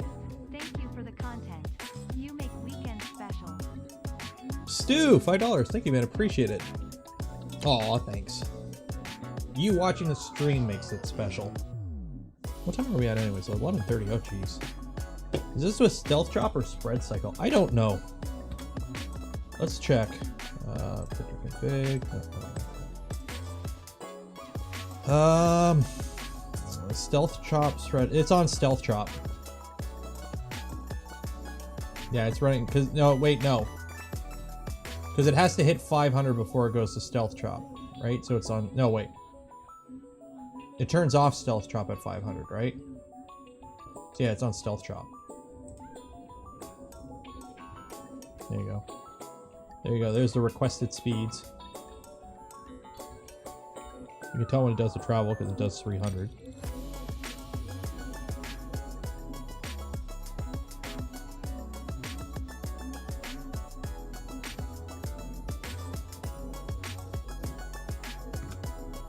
Yeah, under 500. So yeah, it's stealth chop. Normally I run with stealth chop off, but these LDO motors are handling it pretty good. I normally just turn it off because I'd rather have the torque. Again, I don't care about noise. My printers are in their own room in the basement, so. Got my cereal for my 2.4. Your videos were a huge help.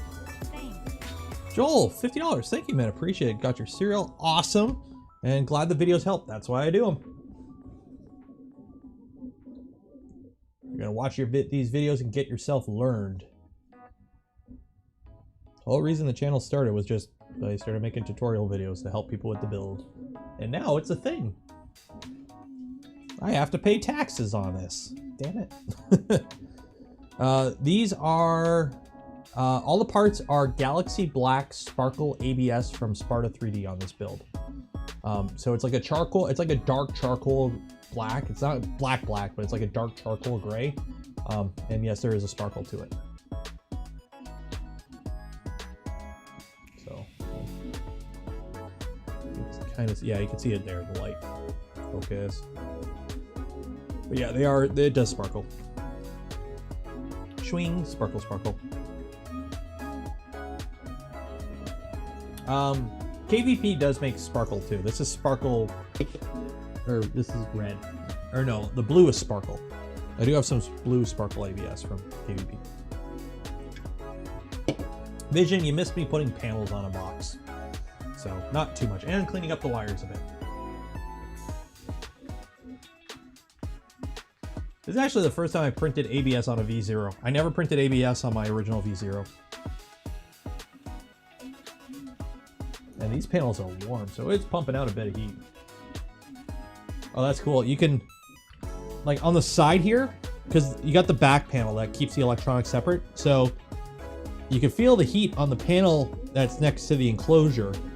But back here where the electronics are, you can definitely feel the heat difference. That's cool. Like it's much cooler back there because it's open at the bottom.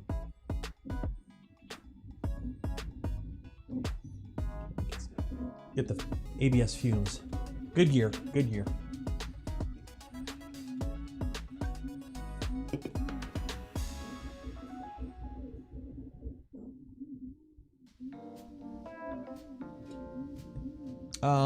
Little Mike. So, contrary to popular belief, it's not that I'm not a fan of PLA. It's just PLA has its purpose, and the purpose for PLA is stuff like this. PLA, good.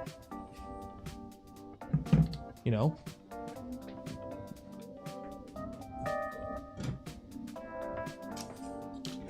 PLA, good.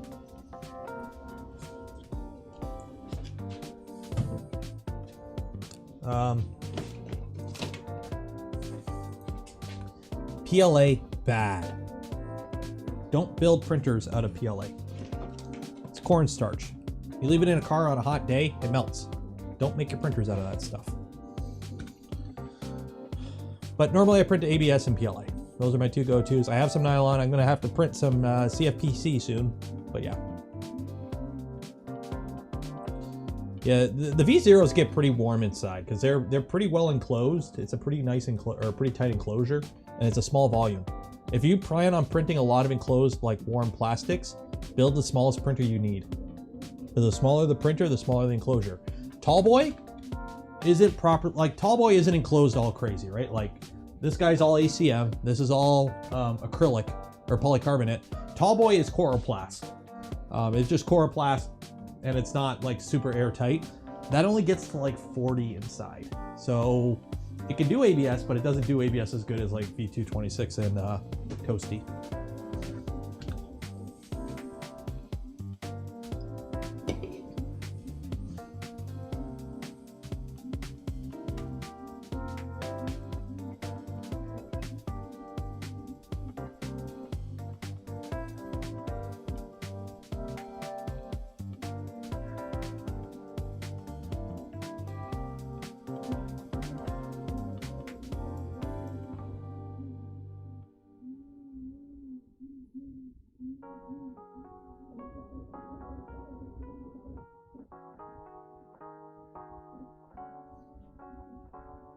Yeah, acrylic's all right. Acrylic is fine for all of them. The thing is with acrylic, if you print a ton enclosed, after a while it may sag a little bit in like the top panel, but acrylic's fine.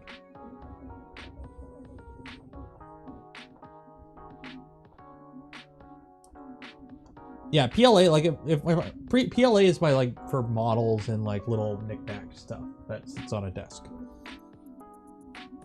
And it is very stiff, like as Fliffo is saying there. It is very stiff. The problem is it snaps. So you have to take that into account. That's why like ABS, everyone thinks ABS, oh, it's obsolete with 3D printing. ABS is literally like the most commonly used plastic in the world for a reason. It isn't quite the best at everything, but it has properties that make it pretty damn good in most applications. And the heat resistance. So, like, pretty much all plastic parts on your car are ABS or ABS blended with something.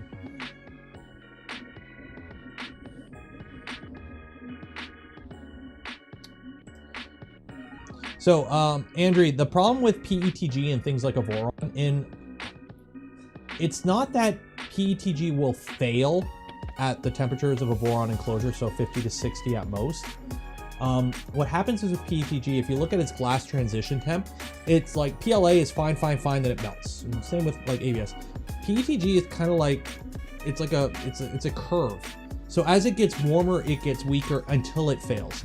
So the problem with PETG is you see a lot of times you get creep issues where, like the issue I'm having right now with the nylon in Toasty Boy, where my screws that were tight are no longer tight. My belts that were tight are no longer tight.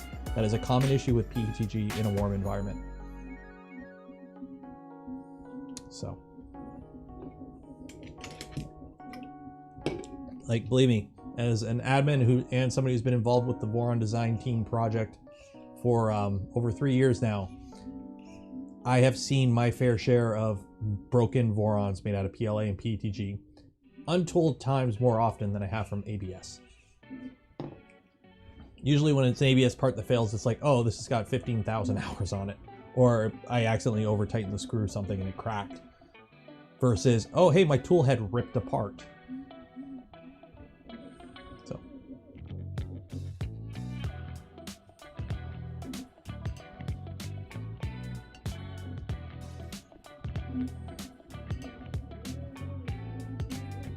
Yeah, Prusa switched to PETG because it's just easier to mass produce. You don't need a fully heated room like they used to have there. They don't have the failure rate. But also, to be frank, Prusa printed parts look like ass.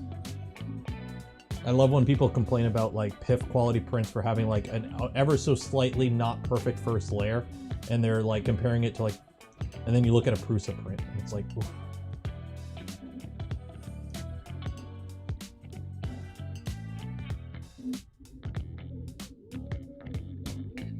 Yeah, they had all the printers in a room with no like AC. Like Lulzbot used to have like separate enclosures for their printers. And also from my series on how to print ABS, you have no idea the amount of comments I got from people. Like at least over a dozen comments from people, either in the comments of the videos or DMs or emails that people have sent me saying, hey, I followed your guide, my printer printed all these ABS parts perfect. By the way, my Prusa is now destroyed because the parts melted. Or my parts are like degrading because they put their Prusa in a box to print ABS for a couple days. So it does happen.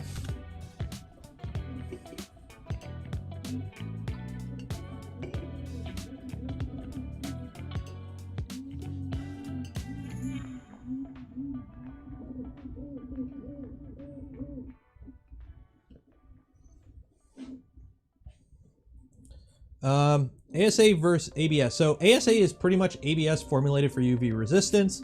For the most part, they are exactly the same. A good ABS is pretty much as good as a good ASA, within margin of difference different.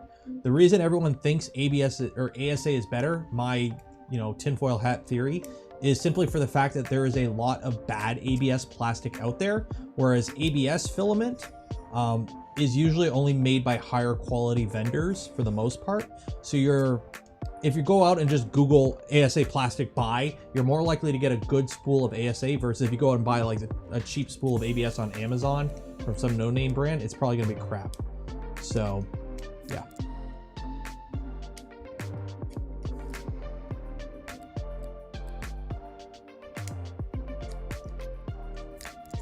Yep, luckily all the Prusa parts are fully open source and you can go download them and reprint them in ABS.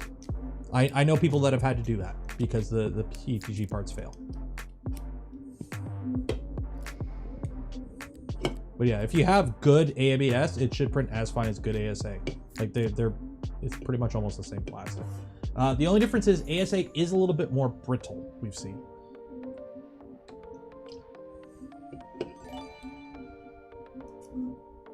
Great explanation. Thanks. Cupwiser1, $5, thank you. Glad that explanation helped. I'm not sure which one. I've been explaining a lot lately. By the way, this is pretty much a white Freezy in a can that's alcoholic and it's delicious.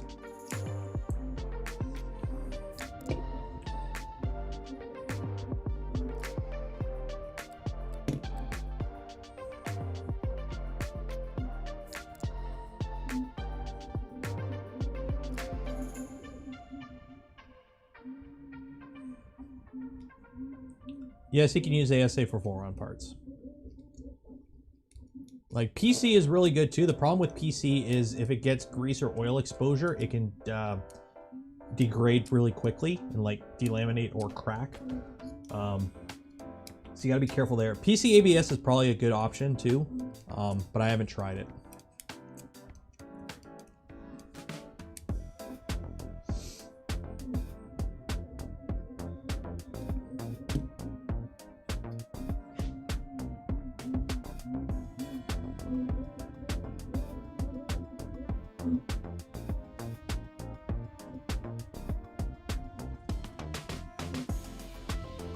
I have no idea, by the way, how the support settings are on this. Hopefully they break off.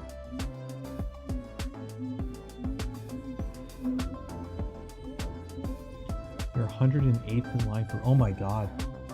I remember back when I was doing PIF for Canada, and at the time I was the only one doing it. This was back in like 2.1 days. Back when I was part of PIF, when I had more free time. But I was handling all of Canada myself, and the deepest the queue got was like 4 people.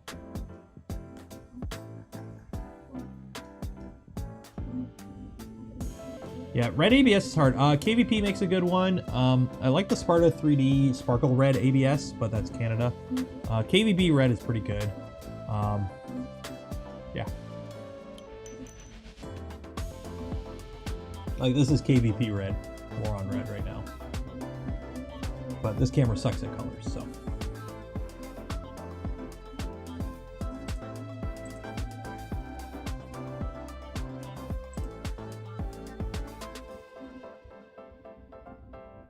Ooh, apparently my Raspberry Pi is starting to throttle. That's 63 degrees, 61 degrees. Oh, that's not good. Oh well. Ignore.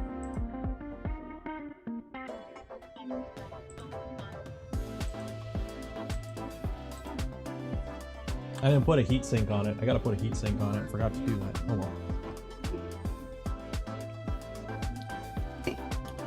So with white ABS, so for ABS, for plastic, you don't dye it. Okay, so to get the different colors of plastic, you have to add a colorant to it, and then you melt it and it like homogenizes. CNC Kitchen has a pellet extruder that turns it into filament. He covers how they make plastic, right? Like that's what we do at work when we're coloring the plastic for the injection molding machines. You add a colorant to it at a fixed percentage, and that dyes the plastic to whatever color. The thing is with white, the most common colorant is titanium, some titanium dioxide or titanium oxide. Or the colorant used to make ABS white also makes it brittle and cause delamination issues. Now, this isn't true of all white ABSs. There are good white ABSs out there. It's just if white ABS is more often to fail than other shades of ABS. So it's not that white ABS is the worst, it's just it can be the worst. So you have to, if you want to use white ABS for your print, I recommend getting some, trying it, and making sure it's good before going and building your whole printer out of it. Like I should have did with the CF nylon. Which pie? It's the one that came with the kit, pie 3. It's sitting at 61 degrees Celsius. I don't think it'll get much higher. Default color of ABS is like a pearly white. You can like look up natural ABS. Black is the most common color though. And black is like the easiest to dye it without causing issues. Titanium dioxide, there you go. It's like a I think it looks like pearl to me, like a pearl white, like that milky pearl white color.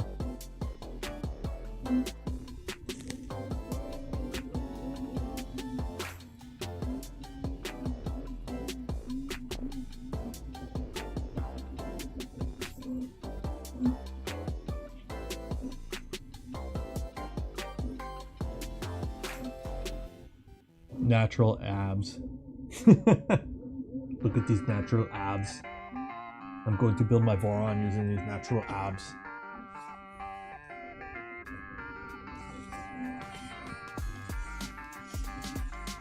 So we only got an hour and 45 minutes left. I think I'm gonna end the stream at midnight, by the way, guys. Because I need sleep. Let's go overhead view for a bit.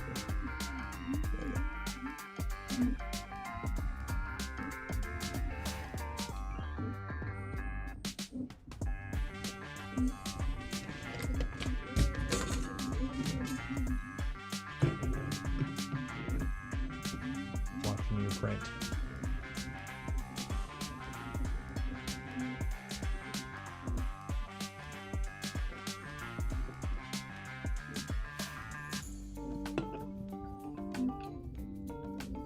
What's for breakfast? French toast and bacon. 6 a.m. Oof. Yeah, I'm gonna call a stream tonight at midnight. So open floor until then.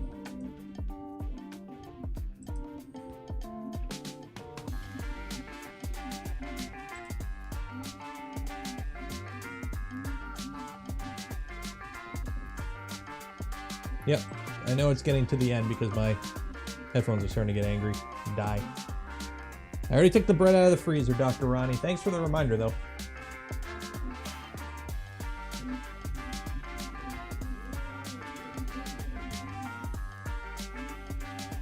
With the sparkles affect? No, they're nowhere near to the degree, like not anywhere near enough to affect it, I think.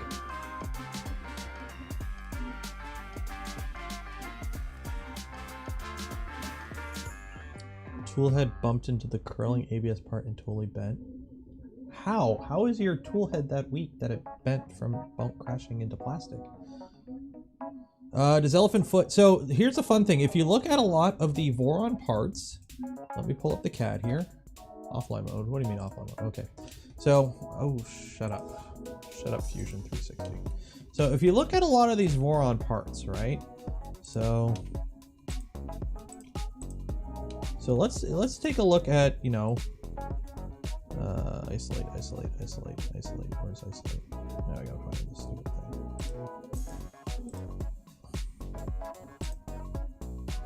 Front bed mount. Isolate. So if you look at like the front bed mount, you notice how it's got, you know, this nice little what is that, a chamfer? Or yeah, it's a chamfer. You notice how it's got a chamfer on the bottom? And then let's look at another random part. You know? Let's look at the where's this guy at? Entry.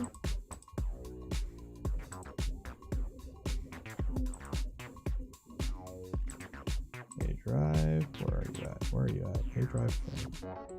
Isolate. So even this one, see how it's got this little chamfer down there, and this part up here. You know, it prints. You know, it prints like this. It has these nice little chamfers. Okay, that side doesn't, but that side does. the Voron parts for the most part are designed with chamfers and stuff at the bottom. One, for appearance, and two, because that little chamfer there kind of negates any elephant foot that you have. So, design tip. Don't go to that camera. Go to that camera.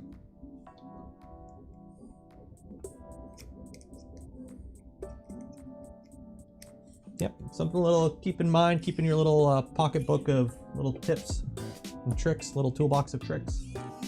Put a little chamfer on the bottom of all your parts, or at least the side that's supposed to be on the printed surface. So that way if you do get elephant foot, it doesn't screw with dimensional criticality.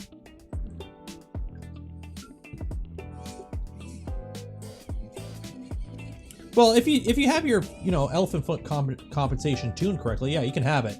But it doesn't hurt to have the parts designed with a little forgiveness built into them.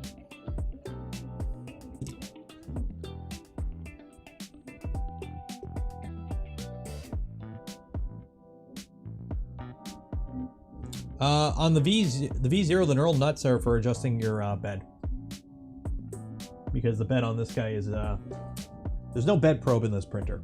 Which, if you need a bed probe to level out a 120 by 120 millimeter bed, you shouldn't be using a 3D printer. Like, this thing is so flat, you can get it. You just need it kind of close, and you should be good.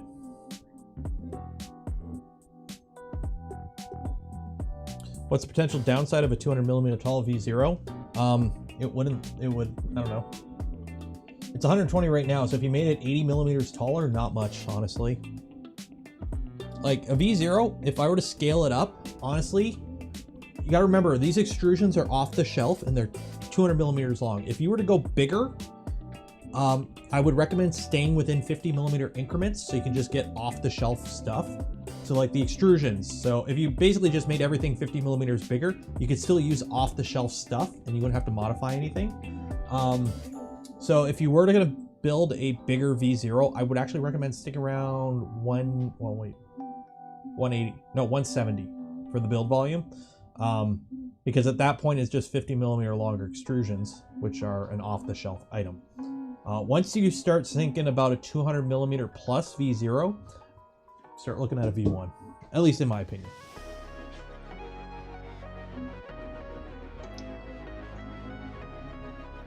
Because again, this has a cantilever bed too, which is fine, smaller, but once you start getting big, like the Ender 7.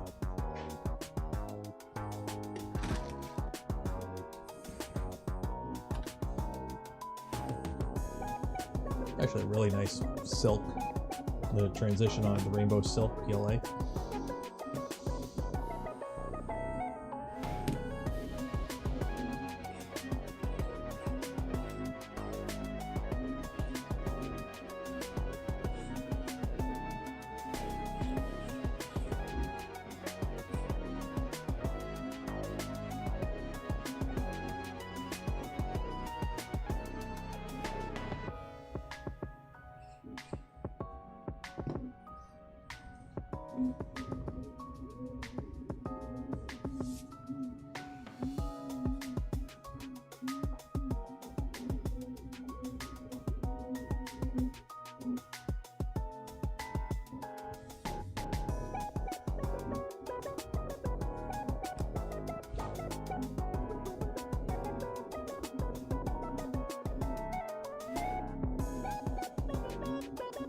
Are there any advantages to having the bed moving up and down? It's a much simpler setup, and for the most part, a much cheaper setup to have the bed move than the whole gantry. The V2 is one of the few printers that do it, and the advantage of it is, you have a lower center of gravity, lower moving mass, consistent moving mass throughout the whole print, etc. Also wanted to thank you for thoroughly answering a question that had me stumped in a stream. Sometimes Discord answers aren't visual enough for me. Joel White, $10. Thank you, man. Appreciated. Thank you for answering questions thoroughly that had me stumped in a stream. Discord answers aren't visual enough. That's why I started doing the videos. People had questions, so you go to you try and help them on like the Discord or whatever, and then it's just a lot easier sometimes to make a video about it. And if you're making videos, well, that involves editing and whatnot. Hey, let's just stream everything. So now, here we are. What's the advantage of the 2.4? The 2.4 has all the advantages of the 1.8 plus quad gantry leveling, flying gantry, all the fun stuff. The gantries on both of them are actually the same. The difference is on a V2 it moves, and on a V1 it's fixed and the bed moves. So print quality is pretty much the same, but you get the quad gantry leveling, the lower center of gravity.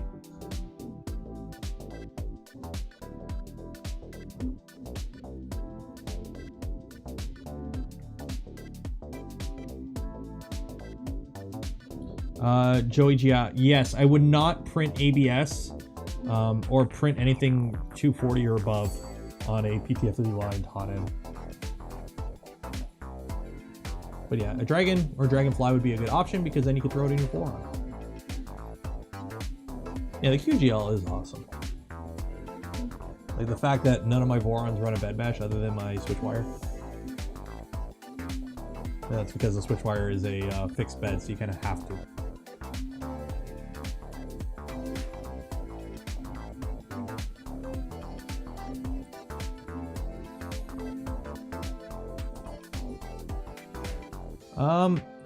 I wouldn't say it's the biggest advantage of the Z-hop speed. If you print with a lot of Z-hop, then yeah, it does add up over time. But it's just a bunch of quality of life things that make the 2.4 better than the 1.8. But it's not like night and day better. We're talking like the difference between like 95 and 100% on a test better. Like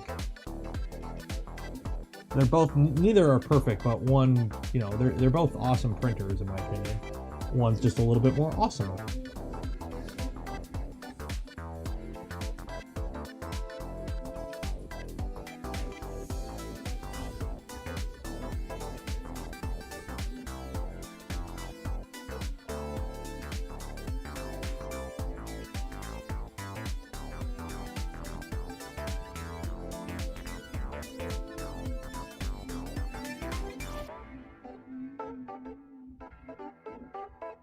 Any settings that we should, I'm getting tired.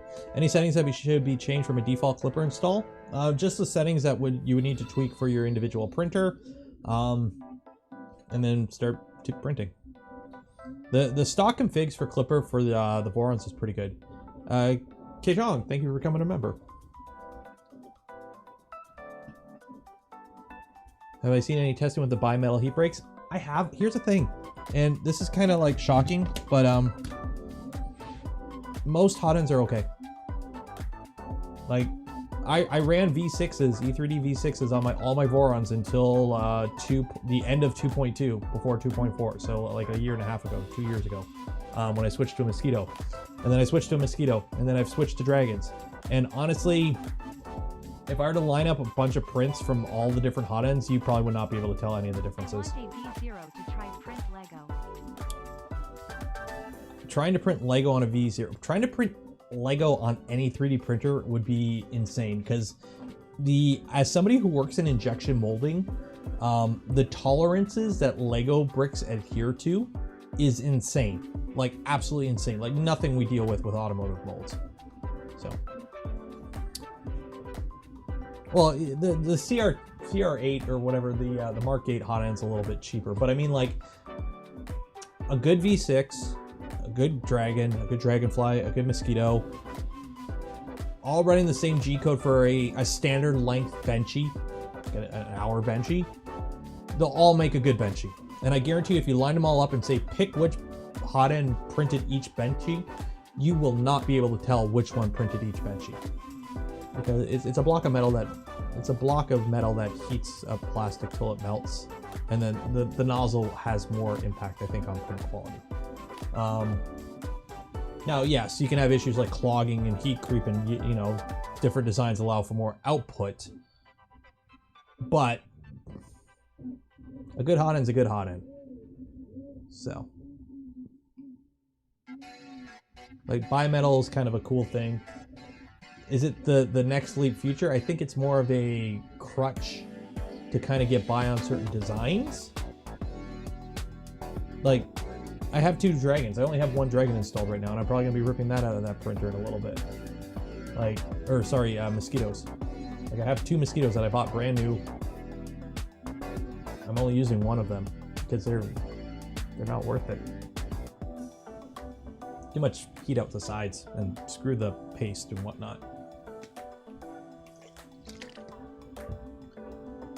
The Ender V2. I'm doing a bunch of upgrades to it. I've just been too busy to actually get back on it. I've got a Chimera installed, flex plate, RepRap firmware on a standalone controller, and I gotta do one more thing. I gotta put an inductive probe on it. That's what I'm waiting on. I gotta design a mount for an inductive probe on that thing.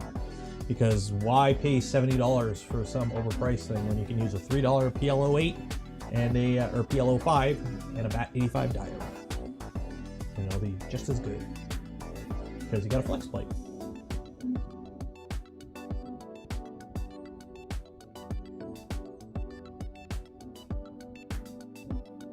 How tricky was it to put clipper on the Octopus?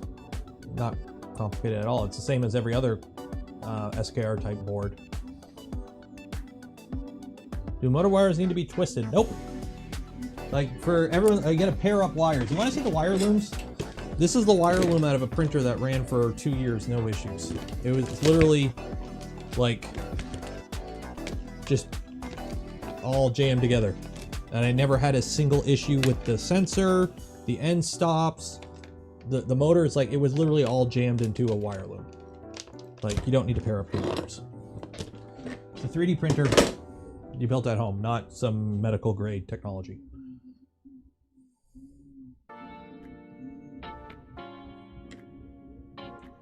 What's a good corner speed? I think the default is 5. I run whatever the default is in the profile. That's what I run it at for the most part.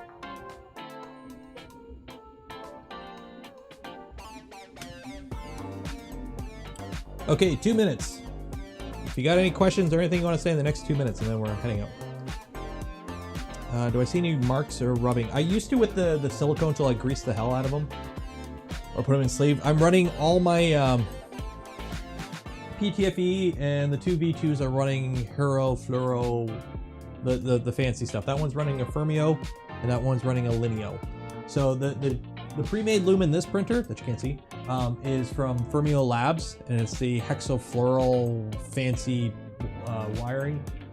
In Tallboy, it's from Lineo, which you can get from KB3D and some other worldwide vendor. If you go watch the Octopus video, I have it linked in there. It's the same guy who built the wire loom that Tom used in his Voron.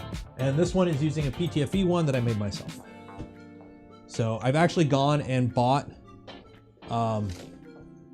I stocked up on the China PTFE, just so I have a bunch of it on hand if I need it. For any of my future builds, because I'm actually really liking the PTFE. And the China stuff isn't that expensive.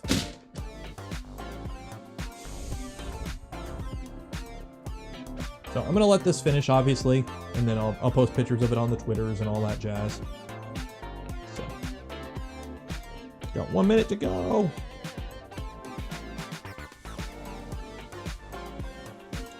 Um, 2 GB for, it should be like, all my printers except for Toasty are running Raspberry Pi 3s, and they all handle a webcam fine.